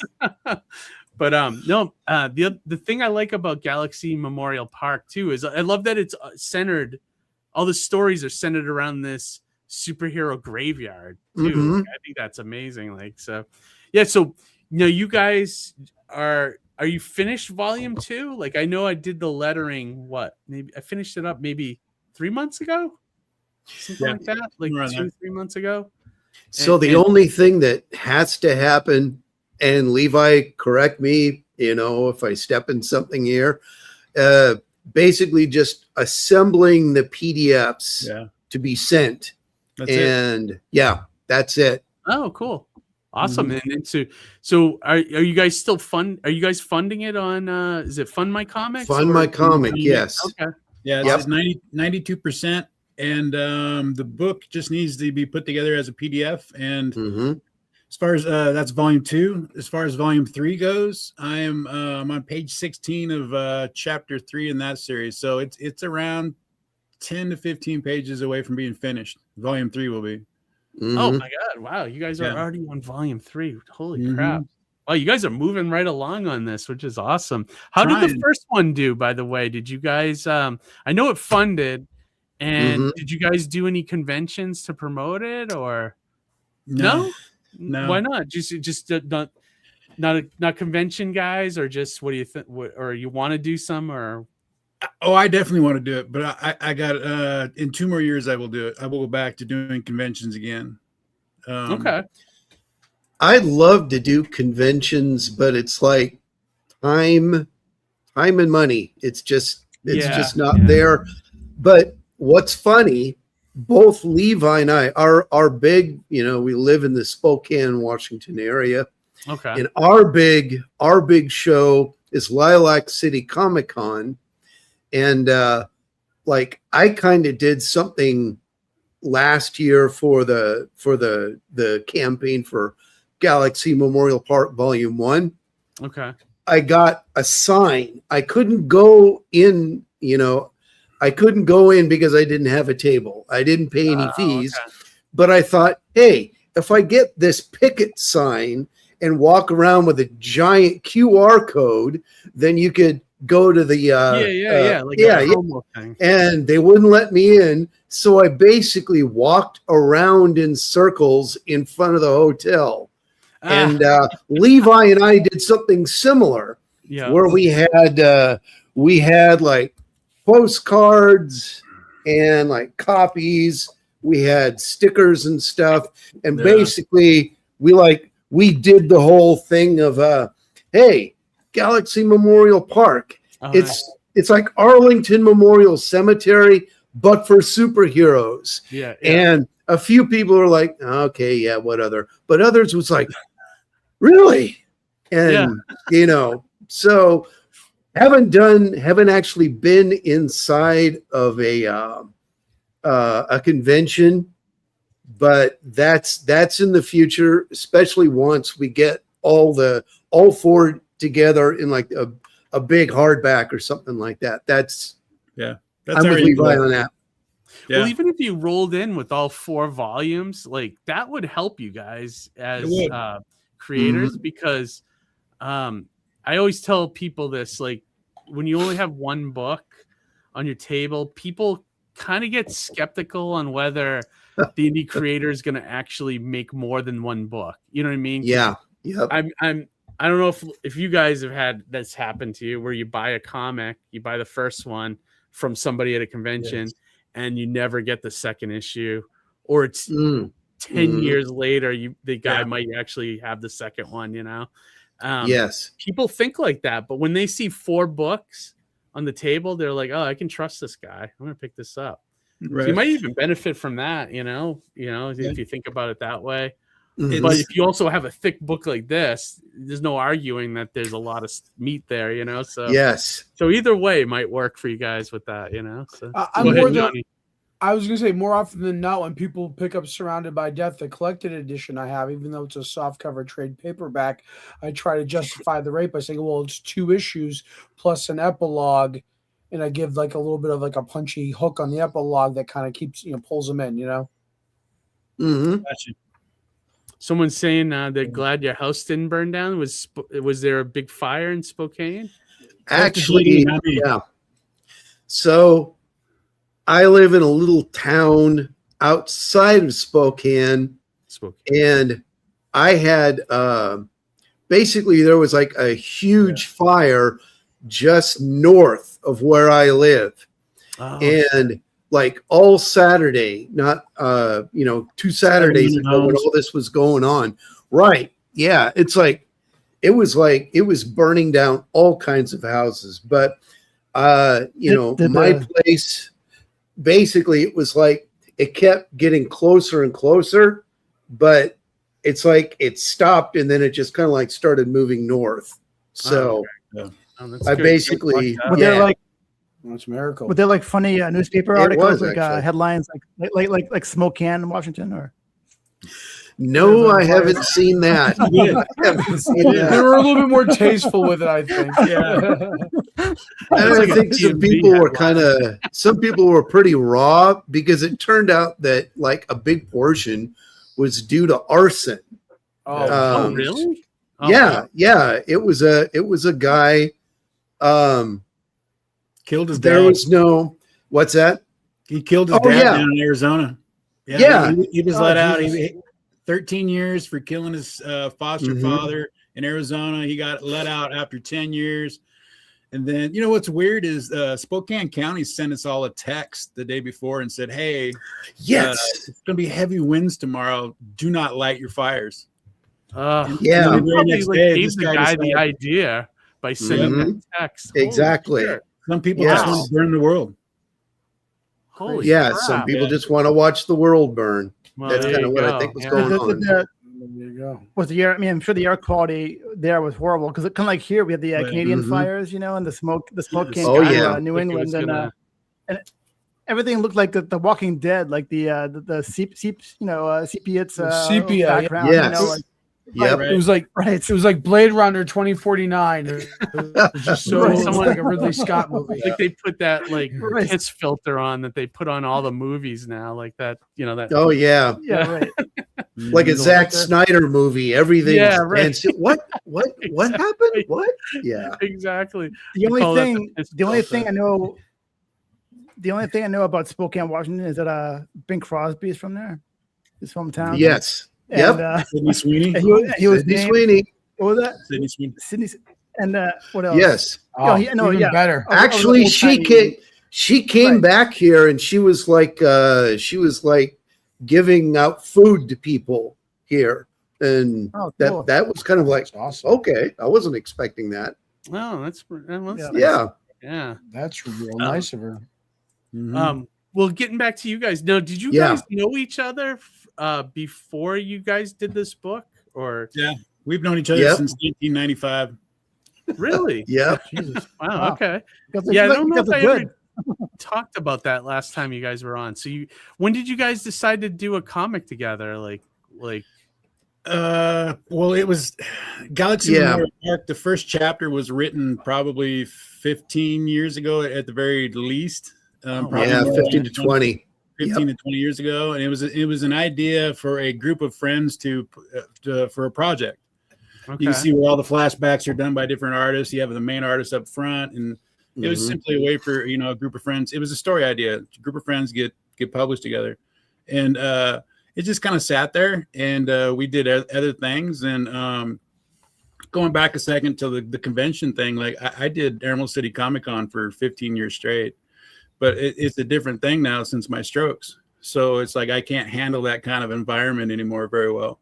Okay. So that's the reason why I'm not currently going to conventions with a different type of setup than I had previously.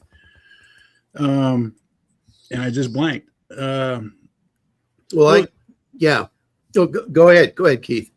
No, I was going to say, so when you said you want to go back in 2 years, is it like you're working up, having a book, having something, just like here's what we're here for, instead of being there with like the first couple of years we were promos, we want to be there to sell something. I want to be here to sell something. I'm not there to sell my prints, my artwork, nothing like this where I'm a multi-facet, like shirts. I had shirts and stuff, and you're kind of like, no, I just want to be like, boom, here's my book, here's what my book's about, this is what I can handle mentally, as far as like since my strokes and stuff. So once I quit going to the conventions, I quit doing comic book stuff, and then had my strokes, and then I started drawing as physical therapy. And then Jay's like, hey, I think your strokes actually made you a better artist, right? Yes. Let's continue, especially coloring and stuff. It's like he was seeing colors and stuff. Yeah, and I'm not joking. I'm not joking. No, but it's like what? Like, Daredevil lost his sight, but then right? Yeah. There you go. Yep. There's something to it. Yeah. So are you okay now, Levi? Or are you health wise? Is everything good? Well, I'm medically disabled. My 3 strokes hit me in the cerebellum, which knocked out my right side of my vestibular nerve. So I get vertigo. I remember you talking about that last time, how you had to learn to redraw and everything. Right. Yeah. Wow. So that's basically it. So Jay was kind of like, okay, here's Levi. He's medically retired. What's something that we can just like a big opus that we can do to like give Levi something to do. And we were both like, how about Galaxy Memorial Park? Mm-hmm. So then my strokes hit in 2017. And then we probably took the next 2 years just developing the concept. Jay wrote out the 13 scripts for it. And then we started. Oh, that's awesome. Yeah, that's great. And so you guys dusted off the old concept that everyone had. And right. Sometimes those old concepts, like I'm still thinking of stuff that I conceived 20 years ago. And some of it I think is right, like I could kind of refigure it now and make it work, So I get that. So that's pretty cool. Mm-hmm. So what can people expect in the second volume of Galaxy Memorial Park? So the first volume, Okay. it's the introduction to the world, to the park, to notable personalities, some of the superheroes, a couple of the villains, and a couple of the villains of the main story going through. So that's your introduction. Volume 2, you're going to see a lot more expansion of the world. And you're seeing it just like we were talking about, Astro City or Marvels. You're seeing all this from a common man's perspective, even though you're seeing so each one of these is 3 chapters. All of the chapters they're basically heroes that they've age. You're gonna see heroes as they're aging, as they've got problems and stuff like that, but it's not depressing. You're basically seeing this gigantic, mind-blowing, cosmic stuff going on, but you're seeing it in the midst of heroes that are adjusting to life. That's the thing that really won me over when it came to, say, comics of the early 90s, all through the 80s to the early 90s, as you got to see these human things that everybody experiences, but you see it in this larger than life way, stuff like everybody in the 80s, 70s, and 80s loved the X-Men, Claremont and Burns' X-Men. It's because they could see a little bit of themselves as outsiders in school trying to, muddle their way through. But it wasn't like this depressing, it wasn't this depressing thing. It was like you're seeing this in the Phoenix Saga or alien races going to war with each other. Discovering that you've got powers and stuff like that. And you're going to see that in volume 2, a more personal way. And you get to see more and more the, stories in this world as experienced, flashbacks, people, remembering things that happened. You're going to see that now in volume 2. But so at this point in time, do you have I think I read somewhere or heard somewhere that you have 100 different heroes? Yep. How easy was that to do? It must have been It was quite a bit. It was fun to be really, really honest. To come up with different characters, different tropes that both Levi and I really, really liked. And and the thing about superhero comics is it's this gigantic blending of science fiction and fantasy and myth and legends and urban legends and literature, ancient literature, modern literature. You got street crime, you've got mythological stuff going on, and to come up with characters from all these different things and things that both Levi and I just really, really liked. And as well as, what sort of characters are popular and what sort of characters do people really, really like as well as we like. Right. So it was fun. It was absolutely fun for Levi and I to come up with these characters. That's good. A lot of the characters are very cookie cutter type characters. We wanted the readers to latch on to them and not be bogged down with a bunch of pre-existing, history of the characters. How'd we do it? Jay one day came over to the house and we just opened up a dictionary and we just went through it from A to Z, talking about cool names and cookie cutter type characters. And we would come across something like, okay, we need a claw type character for this group. And we would be in the B section and Bourgeois would come up, which is Russian for wolf. Okay, is there any is that used in comic books? And you're like, nope, not used. And you're like, okay, bourgeois. Yeah. Bourgeois or whatever the enunciation is. Bourgeois, yes. Bourgeois, yeah. So cool. it was just stuff like that. Just because a lot of them, they're not like, we're not all some of us are doing some really cool things, but a lot of us aren't reinventing the wheel. So it's easier just to kind of give you a cookie cutter type character and go to the reader and go, okay, now you put what you think onto this character. Yeah. You know, that's one of the comments. Go ahead. No, I was just say it feels lived in. Like I feel like the universe, you know what I mean? Like the way you guys tell the stories, you know, and it's, you know, the cemetery is always in the background of whatever these stories are, but like that's right. You know, and it's like, but if you feel like, and especially like, is it US Arrow?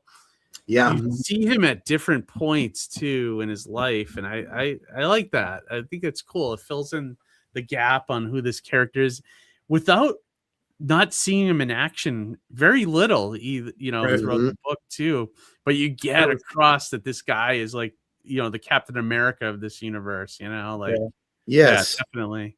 I see what you're talking about, Levi, where you like you start reading it and you're like, okay, I know who this character is supposed to kind of be like, you know what I mean? Like, I do the same with Mighty Mascots too. You know, like people get, oh yeah, this I get this is this mascot. That's Captain Crunch, yeah, 100%. That's I'm Sugar kind Bear. of doing the same thing you guys are doing, you know, different ways. Go ahead, Johhny. Johhny, you were gonna say something? Sorry, I was gonna say my mic was muted. I was gonna say it's fun to play with approximates. Like that's one of the appeals for me with the Venture Brothers cartoon. They're just approximates of real characters, you know. Right. Approximate. Yeah. So in volume 2, there's obviously the Galaxy Memorial Park, and the bad guys discover it. Is that what happens in this volume 2? So in volume 2, it's kind of like a little bit like Empire Strikes Back. It's more of a villain kind of deal where we kind of flesh those out in the first chapter. We discover Elementropy, and then we go on to another major character with Professor Litmus, and the origin of the park. So that's kind of the expansion of the villains, the origin of the park, and the expansion of a main character's origin. Yeah. So that's do the villains also have? Do the villains also have their opposite, like cemetery, like their own cemetery, or is it like Nope. Like we do have a no. You're not the only one to ask that though, but that's yes. Yeah. Isn't there something with the I forget, isn't there something with the cemetery that it's like a sacred place though? Yeah. Yeah, there's like not supposed to be any fighting there and things like that, right? If I remember right. The Watchmen protocols is what we call them. Yeah. Because it's the whole Alan Moore deconstruction thing, it's kind of like we've taken the Watchmen name and turned it into something that protects heroes. Right. So inside the park. There's some cool comments in the chat from Greg Holcomb here. He was saying, Levi, I had a nice chat with Peter David about my stroke, how it took away my ability to write dialogue. He said the stroke he survived was brainstem and it didn't affect his writing. That's interesting. So I'm guessing that Greg's was up front, and is he saying that Peter David had a stroke as well? Yeah, I think that's what he's saying there. I think he's saying Peter David had the stroke, not him. Yeah. So cerebellum strokes or stem strokes and stuff like that are all higher function. If you think about like command structures of a computer, and you want to have like the mainframe back there is your cerebellum. It's all the stuff that you're born knowing how to do. You don't think about doing them. Like my body doesn't think how to breathe. My body doesn't think how to balance itself. It just it does, but it's a system. Like balance overrides speech because you're not born knowing how to speak. You're born knowing how to balance, though. Or blink your eyes, things like that. Yeah. Yes, exactly. Huh. Interesting. Michael Dolce says, when can I join an episode? Hit me up, man. Yeah, we have a schedule that we keep, and if you want to come on the show, definitely hit me up. It's I think our email or something is on the YouTube channel page, and I'm pretty easy to find. So Yeah. But yeah, I just wanted to address. I always push people to Keith when they ask me about coming on the show. Right. We have I'm just the Ed link up. McMahon. I laugh at the right time. Keith runs the schedule. You are correct, sir. You are correct, sir. Yeah. No, Greg's saying my stroke was midbrain affecting my visual processing. Oh, man. Okay. Mhm. Interesting. Yeah. Okay. Part of the cerebellum, part of the vestibular nerve that mine got blown out is your ability, because balance and vision are tied together. When he talks about so visually with me, like I'm supposed to be wearing glasses, not to read, but to see long distance. And I get nothing but goggle now. Like my eyes latch on to whatever's closest as far as distance. So it's like, well, I'm wearing scuba gear all the time. Oh, Jesus. Yeah. Those strokes yeah, that's the reason why they call them traumatic brain injuries.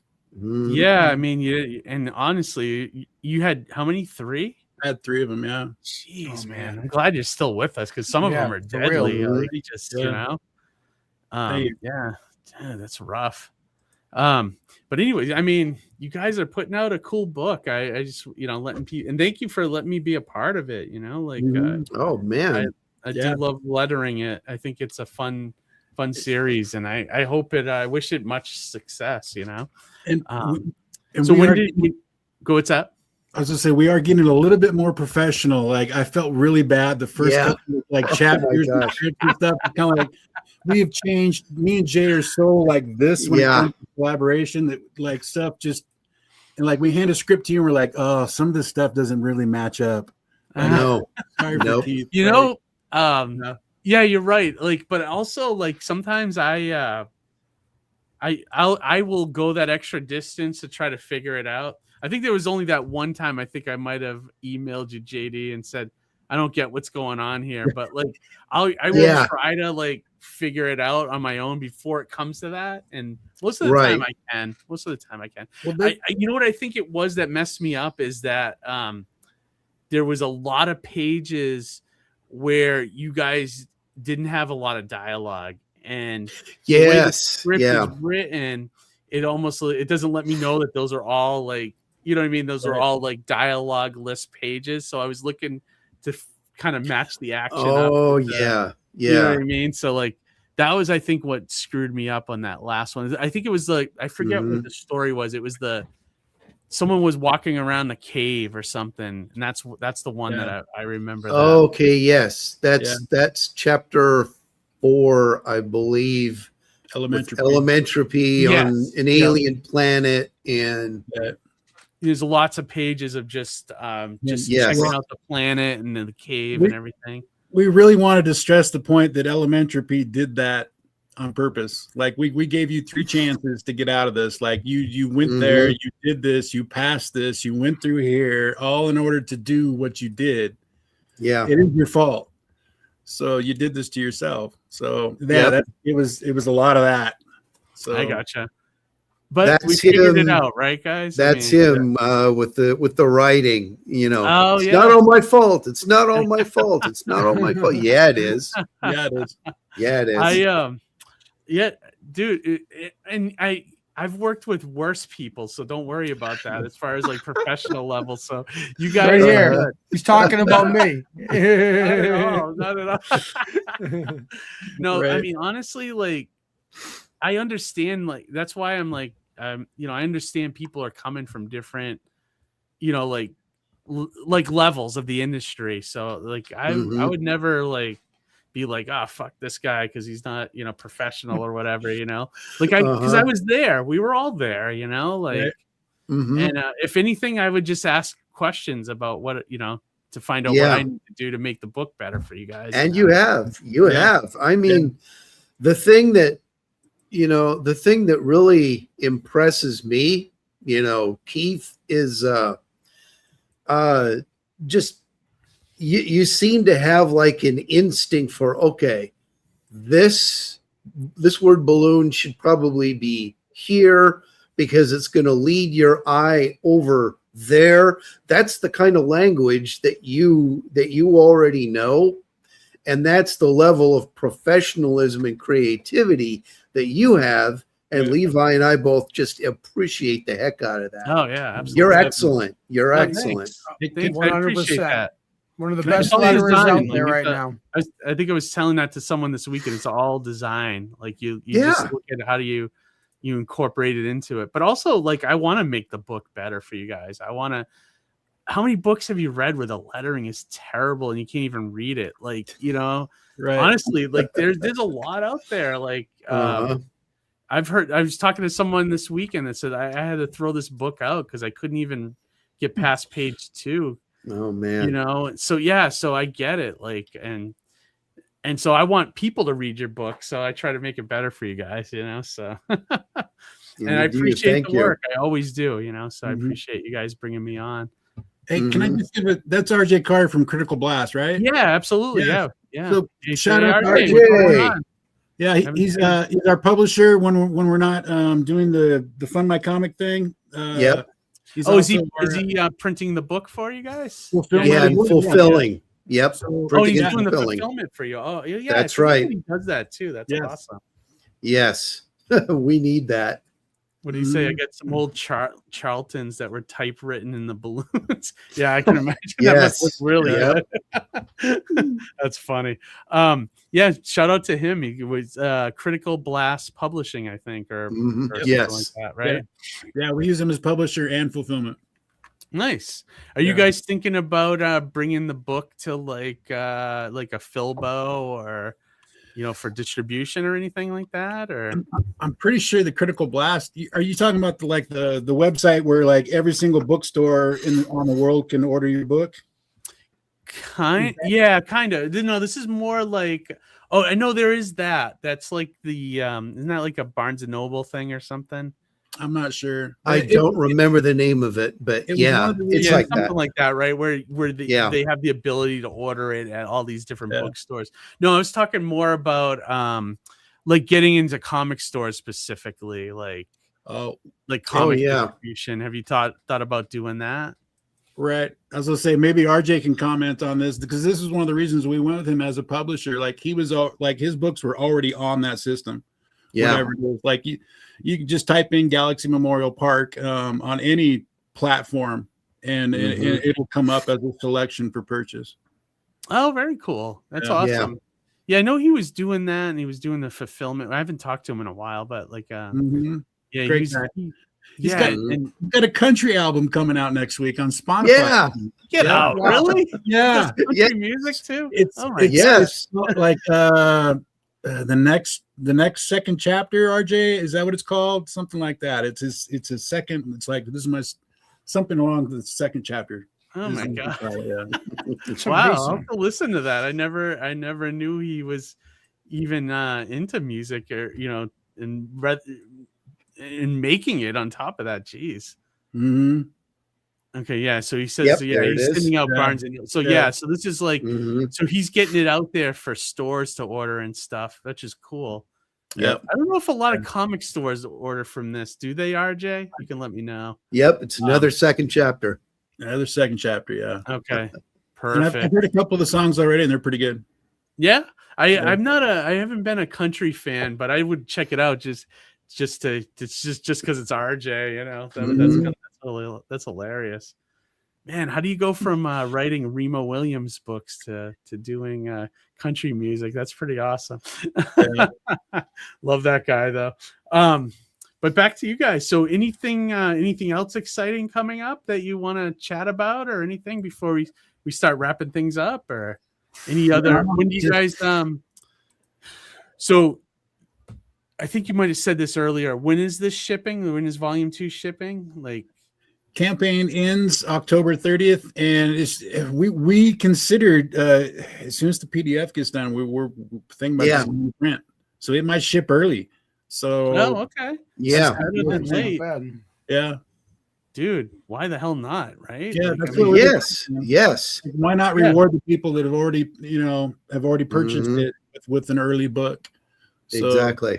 People will be so happy if you deliver before the campaign's over. That's awesome. Oh and the fact that you guys are already almost done volume 3, that's crazy. I love it. I mean, you guys are so far ahead. That's awesome. Yeah. When do you think I might? When do you guys bringing that in for me to letter? Is that going to be probably by the end of the year? Somewhere I would like to be done with my penciling. So there's 3 chapters in the issue, right? The first chapter is penciled and inked. Second chapter is penciled. My son is currently inking that one, and I am inking the third. I'm penciling the 3rd chapter, and I would like to be done with that by September 1st, and then I will go to ink that chapter, and then I got to go. By then, my son should be done, so I should have 3 chapters all penciled and inked, and I would like to go and gray tone it before I give it to you. And I was thinking like, November, December-ish. Yeah, December-ish. Okay, yeah, just so I could kind of, know when it's kind of coming, so I can be ready. Well, if you said, hey, I want pages now, I could gray tone the chapters, chapter 8, because it's done, So, and that's the one with I'd rather do it whenever you guys are ready, because then we could just go through the whole thing like we always do, and it might be better to just do each chapter than like we've been doing. It might be easier on your wallet too, unless it's better to break it up. I don't know. It's up to you guys. Either way. Yeah. Okay. Yeah. All right. And RJ said any store can order from the system, but nobody can guarantee that they will get your book on the shelves. That's true. RJ will go, 110% to make sure you guys get the book. So that's a good person to know. And so no other comics, right? Besides Galaxy, that's your hard focus. Okay. That's our focus. Yes. Awesome. How many do you foresee doing? How many volumes do you guys think there's going to be there'll be? 4 volumes, and then the book will be colored and collected into 1 volume. And that's the main reason why, like, going to the conventions in 2 years is like, I just want to sell 1 volume. I just want to be like, here's the book, here's the book, full story. Yeah. Actually, I should probably throw something out there. One of the things, I don't know when, but we have actually a great big bunch of fiction stories based on, heroes and villains of this world. And when you subscribe to our newsletter, you get it's a monthly newsletter that we have, and you get like a little piece of flash fiction every single month. And I've been collecting those, and I'm not exactly I don't know when, but that's going to be collected into a story collection, a fiction story collection. So that's go ahead. I was gonna say probably on campaign 4 or the hardcover campaign, either one. Yes, we will have like a bonus thing, like a bonus section for the book or something like that. Yeah, yes. And stories, that would be cool. Stories do nothing. You guys get all those designs that I see you putting up on social media all the time too. You got all that stuff too. Yes, you can almost make a book on that stuff, like on its own, like as a bonus or something. Bonus material or something. It's something to think about. Or just petered into each volume little by little, you can do that. Yeah, that's all good stuff to have, Yes. Supplemental material is huge, so. Awesome, guys. Well, I will put the link for the campaign in the chat right now. Thank you. If you're watching this tomorrow, that will also be in the description of the video. Woohoo. And let me see. There we go. And you said it's ending in October 30th. Yes. October 30th. Yeah, look at this. We can put out a 5x8 soft cover. The stories as a superhero anthology on its own. Yep. That's kind of what we were thinking, RJ. Yeah, absolutely. That'd be awesome. And just added benefit to the campaign, added stuff, All right, gents. Did you want to shout out the social media for GalaxyMemorialPark.com? GalaxyMemorialPark.com. And that's all the links are there. All the links are there. Yeah, follow these guys on Twitter and Instagram. They release designs all the time and different panels. It's really cool. Yeah. Sometimes embarrassing into the comics, What's that, Levi? Sometimes embarrassing. Yeah, concept. Sometimes embarrassing. Yeah. Well, I gave Jay my whole file, and you got to realize, for my physical therapy, I did a piece a day, for over years. And then I just dropped the file on Jay. I'm just like, use whatever you want. Like, I'm just like, here I am naked. Like, here's everything. Like, yeah. Yeah. We've not used that. We've not used. No. Just, yeah. You know yeah, I know what you mean. Yeah, like yes. That piece it literally was just like some spaghetti I threw at the wall, Jay, and like he's like, nope, it's like Galaxy Memorial Park, and you're like, yep. Yes. Yeah. I think it helps. I mean, just shows that you guys got a ton of material. I think. Yes. Yeah. Because like even I'm looking at it and I was like, shit, I haven't even seen this character yet, and so it's great. It's cool. I like it. It feels like a lived-in, fully formed universe. So. Congrats to that. Like, that's awesome. That's awesome. That's really a great way to hear that. Thank you. Yeah, absolutely, guys. All right. Well, thank you again for coming on. And I guess I'll look forward to hearing from you guys by the end of the year. No problem. Yes. Awesome. All right. Well, you guys have a great night, and everybody having you guys on. Yeah. Any last words for them before they leave, Harry? Or you Harry? Good?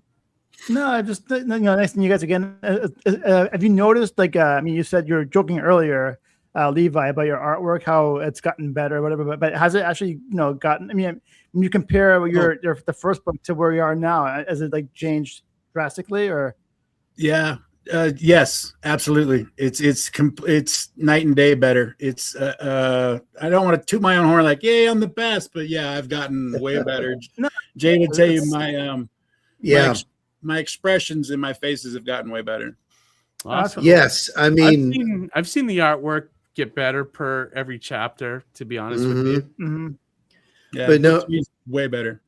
I'm gonna. I'll make this really, really quick. I've seen faces and facial expressions. There's one that I keep wanting to put on social media, but it's like, no, wait till the campaign is over with. Put this up there and say, this is what's waiting for you in volume 3. And it's so awesome. His facial expressions they're like eerie. They're so lifelike. They're really good. Really good. That's a good tease. Yes. Awesome. All right, gents. Well, thank you for coming on. And thank you. Like I said, I look forward to hearing from you soon. Very cool. Thank you again, man. All right. Nice to meet you guys Have again. a great night, guys. Take care, fellas. See ya. Good luck. All right. Bye. Bye. Awesome, man. Very cool. Man, dude, Nice. What a night, huh? So much going on. So many great guests tonight. It was amazing. All from different spectrums of the indie comic world. We had such a wide variety here. Love the collaborative team that we ended on here with. Like, they have such a great story. Yeah, absolutely. And I know me and you are friggin' beat, so I'm not going to stay on much longer here. No, let's give Harry a little time. Did you have something you wanted to show Harry? Do I? Or do I? Oh, I don't Harry. Know. What I wanted to ask you, like, when we had the last guests on, what'd you think of the logo for Galaxy Memorial Park? Because I did that logo. I was looking at it. Oh, you did? I mean, it's simple, yet that's what a logo should be, like, simple and memorable. That's good. What I wanted. I wanted to like I was thinking like just like headstone, like tomb, that kind of thing, like. No, and I was like, that's why I didn't go fancy with the fonts or anything either, like. Yeah. And then I designed the headstone behind it and everything. So, but yeah, I wanted, when they were here, I wanted to see. I forgot to mention that. I wanted to. Oh yeah, you should have. I was looking at it. No, I noticed it. It's like when I see it, I knew it was that. It's from the deluxe days, dude. That's where I learned. Simple. Yeah. I wish I could have had more of a life this weekend, or a week that you guys had, because I wanted to go to one of the cons, but I got hammered with work. I had to do 3 menus, 3 full, size menus. Yeah, when you say menus, is it for like a restaurant, like for an actual restaurant? Yeah, okay. For a restaurant, so like 8.5 by 14 front and back. One that's 12 by 12 by 14 front and back. Like a folding one like a skinny one. But it's very and then finally the the fourth project was like a mailer, like a 6x12 or whatever, 12 and a half mailer or whatever. That front and back again, like a postcard size thing.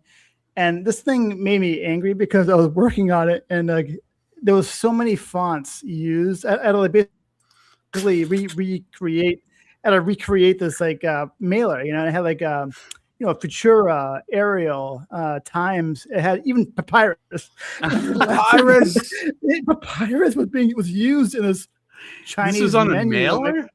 Was it on a mailer? I'm like, oh my god! Like really? You know, like I was like laughing to myself. You know, I knew it instantly because like it's a joke. Yeah, right. Did it have Comic Sans? Like if it had Comic Sans, I wouldn't have been surprised. Like I don't think those two fonts can coexist in one thing. Right. But, oh my god! I can't imagine anything more boring than having to do a menu. Like oh my god! I mean, when I was at Deluxe, like even like doing like, because we had to do Johhny. So where me and Harry worked, it was like business forms. Like we would design pretty much. Like like a company would design. come to us. Yeah, so company would come to us and we'd have like a standard form, and we'd have to like put their logo on it and things like that. But like sometimes we had to build a form from scratch. Right. And you know how like an invoice, when you flip it over, it has like all that print on the back, like all the legalese crap. Yes. Oh my! Sometimes literally, it was like a lawyer. Yeah, it was like it was all literally legalese. I couldn't stand, dude. I couldn't do it. Like I would. We were supposed to like scan it all in and double check it like for spelling and all that. I couldn't even read it. I was just like, I'm not reading this shit. So I would just scan it, put it on there, and then just send it on its way. I used to get in trouble all the time because there was so many mistakes on it. I was just like, I didn't care. It was literally this shit away from me. I think it was like literally, it was probably in like 4.5 or 5 point, font. You know what I mean? It's like tiny. It was so tiny. It's like crazy. It's like it didn't even look. Think of the most boringest thing in the world, and then having to read that. Like, you know what I mean? Like, I just couldn't do it, dude. I couldn't do it. And it's the like thing when that made me angry too. What's that? No, go ahead. No, I was gonna say it's like with the comic book store now, right? Like they're starting to take in Pokemon cards, and I told the owner, I was like, you could train me on this, but I'm just not going to be able to learn it because I cannot stand those fucking things. Right. And I know. Right? It's like I cannot learn it. Like I can't. Like I cannot learn like what's a good Pokemon. I don't have it in me. There's certain things I can't do, and that's one of them. Yeah, I can't learn it, Johhny. I might be able to learn Magic, but I cannot learn Pokemon. I'm the same way though. Yeah. Like I only have experience from Magic because I played at the very beginning when it first started. But I can learn that because I kind of like Magic, but Pokemon I can't do it. Like I think Magic is differentiating because they're picking up all these like licensed IPs now that they're applying to their game mechanics, which make it really fun. Like when I played Magic regularly with Rick and my buddy Jay, like we would like pine for the day that we would have like Marvel characters that we could play Magic sets of. And now here we are that day. You know what I mean? Where that stuff's successful. Did you guys get a game together yet? Speaking of, or no, not been yet. A long time since I played with those guys. I need to get a game going. You know what was good? Did you ever play Hero Clicks? We got into that for a while. I played it like once or twice briefly. I wanted to get into it, but I just couldn't collect all the little figurines. Yeah, right. Yeah, there's a lot. There's a lot of money to do that to buy all those, and you never know which one you are gonna get either. Right. Too. Yeah, that was the other thing. It's like the blind bag thing. Amy says, "Cut to the present time, and people are fighting with companies about the fine print." Thanks. That's a very true statement. That's a super true statement. But Harry, what were you saying though before I took over? I was gonna close my thought on the form on the menus. Like I did one, and the sample that was given to me was like it looked like it fit on an 8.5 by 12 regular size paper, like front and back. So I completed the entire thing front and back, And then I was like, I was given like a crap ton of like samples, and after I had finished it, I found somewhere else in the folder. I'm like, oh, look at this. Here's a more cleaner version of it. But that version fit on an 18 by 14 size, 8.5 by 14 size. Like, wait a second, should it be? So I completely did it wrong on the wrong size thing, and I couldn't I had to redo it all over again on the 18 and the 8.5 by 14 and like retypeset it. So I actually did 5 or 4 menus in a postcard. So the pain in the ass. But I was going to ask you if you had. I know, like I was so exhausted. I was so happy when I finished like this. I finished everything on Saturday night. Like at 2 a.m. So it's okay to have like a free Sunday. Yeah. But did you get a chance to go visit that store, that retro store? No, not yet. New Hampshire? No, not yet. We were gonna go. We took a trip to Manchester a couple weeks ago, so I could check out Core Gaming, which is an old gaming video game store, retro store. But it was so far away from Nashua that I was like, I'm probably not going to go to that store today. So one of these days, I'm going to go back up there. Maybe when I'm more in the Nashua area, I'll go check it out. Yeah. But yeah, I want to check it out. It looks cool, So it looks. It's like a new store that I mean. Talking about it was like this 80s retro store in Nashua opened up. That's cool. Has cool like old 80s wrestling stuff and like Elf and everything that was 80s. It was awesome, That's cool. I like that. Like that horror store in Hudson that we went to. Yeah, kind of like that. Right, except right. Almost like the same size from the looks of it too. It's a small little store, but one of these days, maybe if we get up to the UFO thing. Oh yeah, Exeter might be maybe that would be a pit stop or something. That would be cool. It's coming up in a few weeks. Later this fall. Is it Labor Day weekend? Is it Labor Day weekend? Labor Day weekend, right? Yep. Sucks that it's get ready to get so much going on that weekend. I gotta figure out what I want to do. Yeah, I'd like to go to that though. So we'll see. I don't want to oversell it either. It's not that huge. It's like a little dinky little town, and this celebrates UFOs. Like a real story though that happened back in the 40s. I saw that they have like speakers going there. It's almost like panels like about aliens and shit. Crazy. Yeah, it's wild. Yeah, so it's kind of cool. Yeah, didn't they used to have something here? Wasn't there something here in Leominster, like a Bigfoot convention at one point? There used to be a UFO convention here in Leominster. They used to have it at like City Hall. I don't know whatever happened down the street here. Yeah, I never went to it, but you would see ads for it in all the places. Yeah, I'm sorry I missed it. Yeah, I know. I think it was back when we were throwing the first early Plastic Cities, because I remember seeing. Because the mayor was, hey, you guys should do your convention at City Hall. And I'm like, I don't know. But that's where they ended up doing their convention. So it was like, I don't know. Yeah. But yeah, anyways. Would that be an option one day to do it there, to do your if we pared it down to the level of the first year, we could do it there. Oh, okay. I don't know how much it's a small place. Yeah, they have just like a like a nice auditorium area, but it's not super huge. But you could do a small show there for sure and probably fit comfortably. I don't know, maybe 30 tables, 30, 40 tables if you're lucky. So you could do a small show there, which I've thought about doing a small show again, but right now I can't think about that, so right.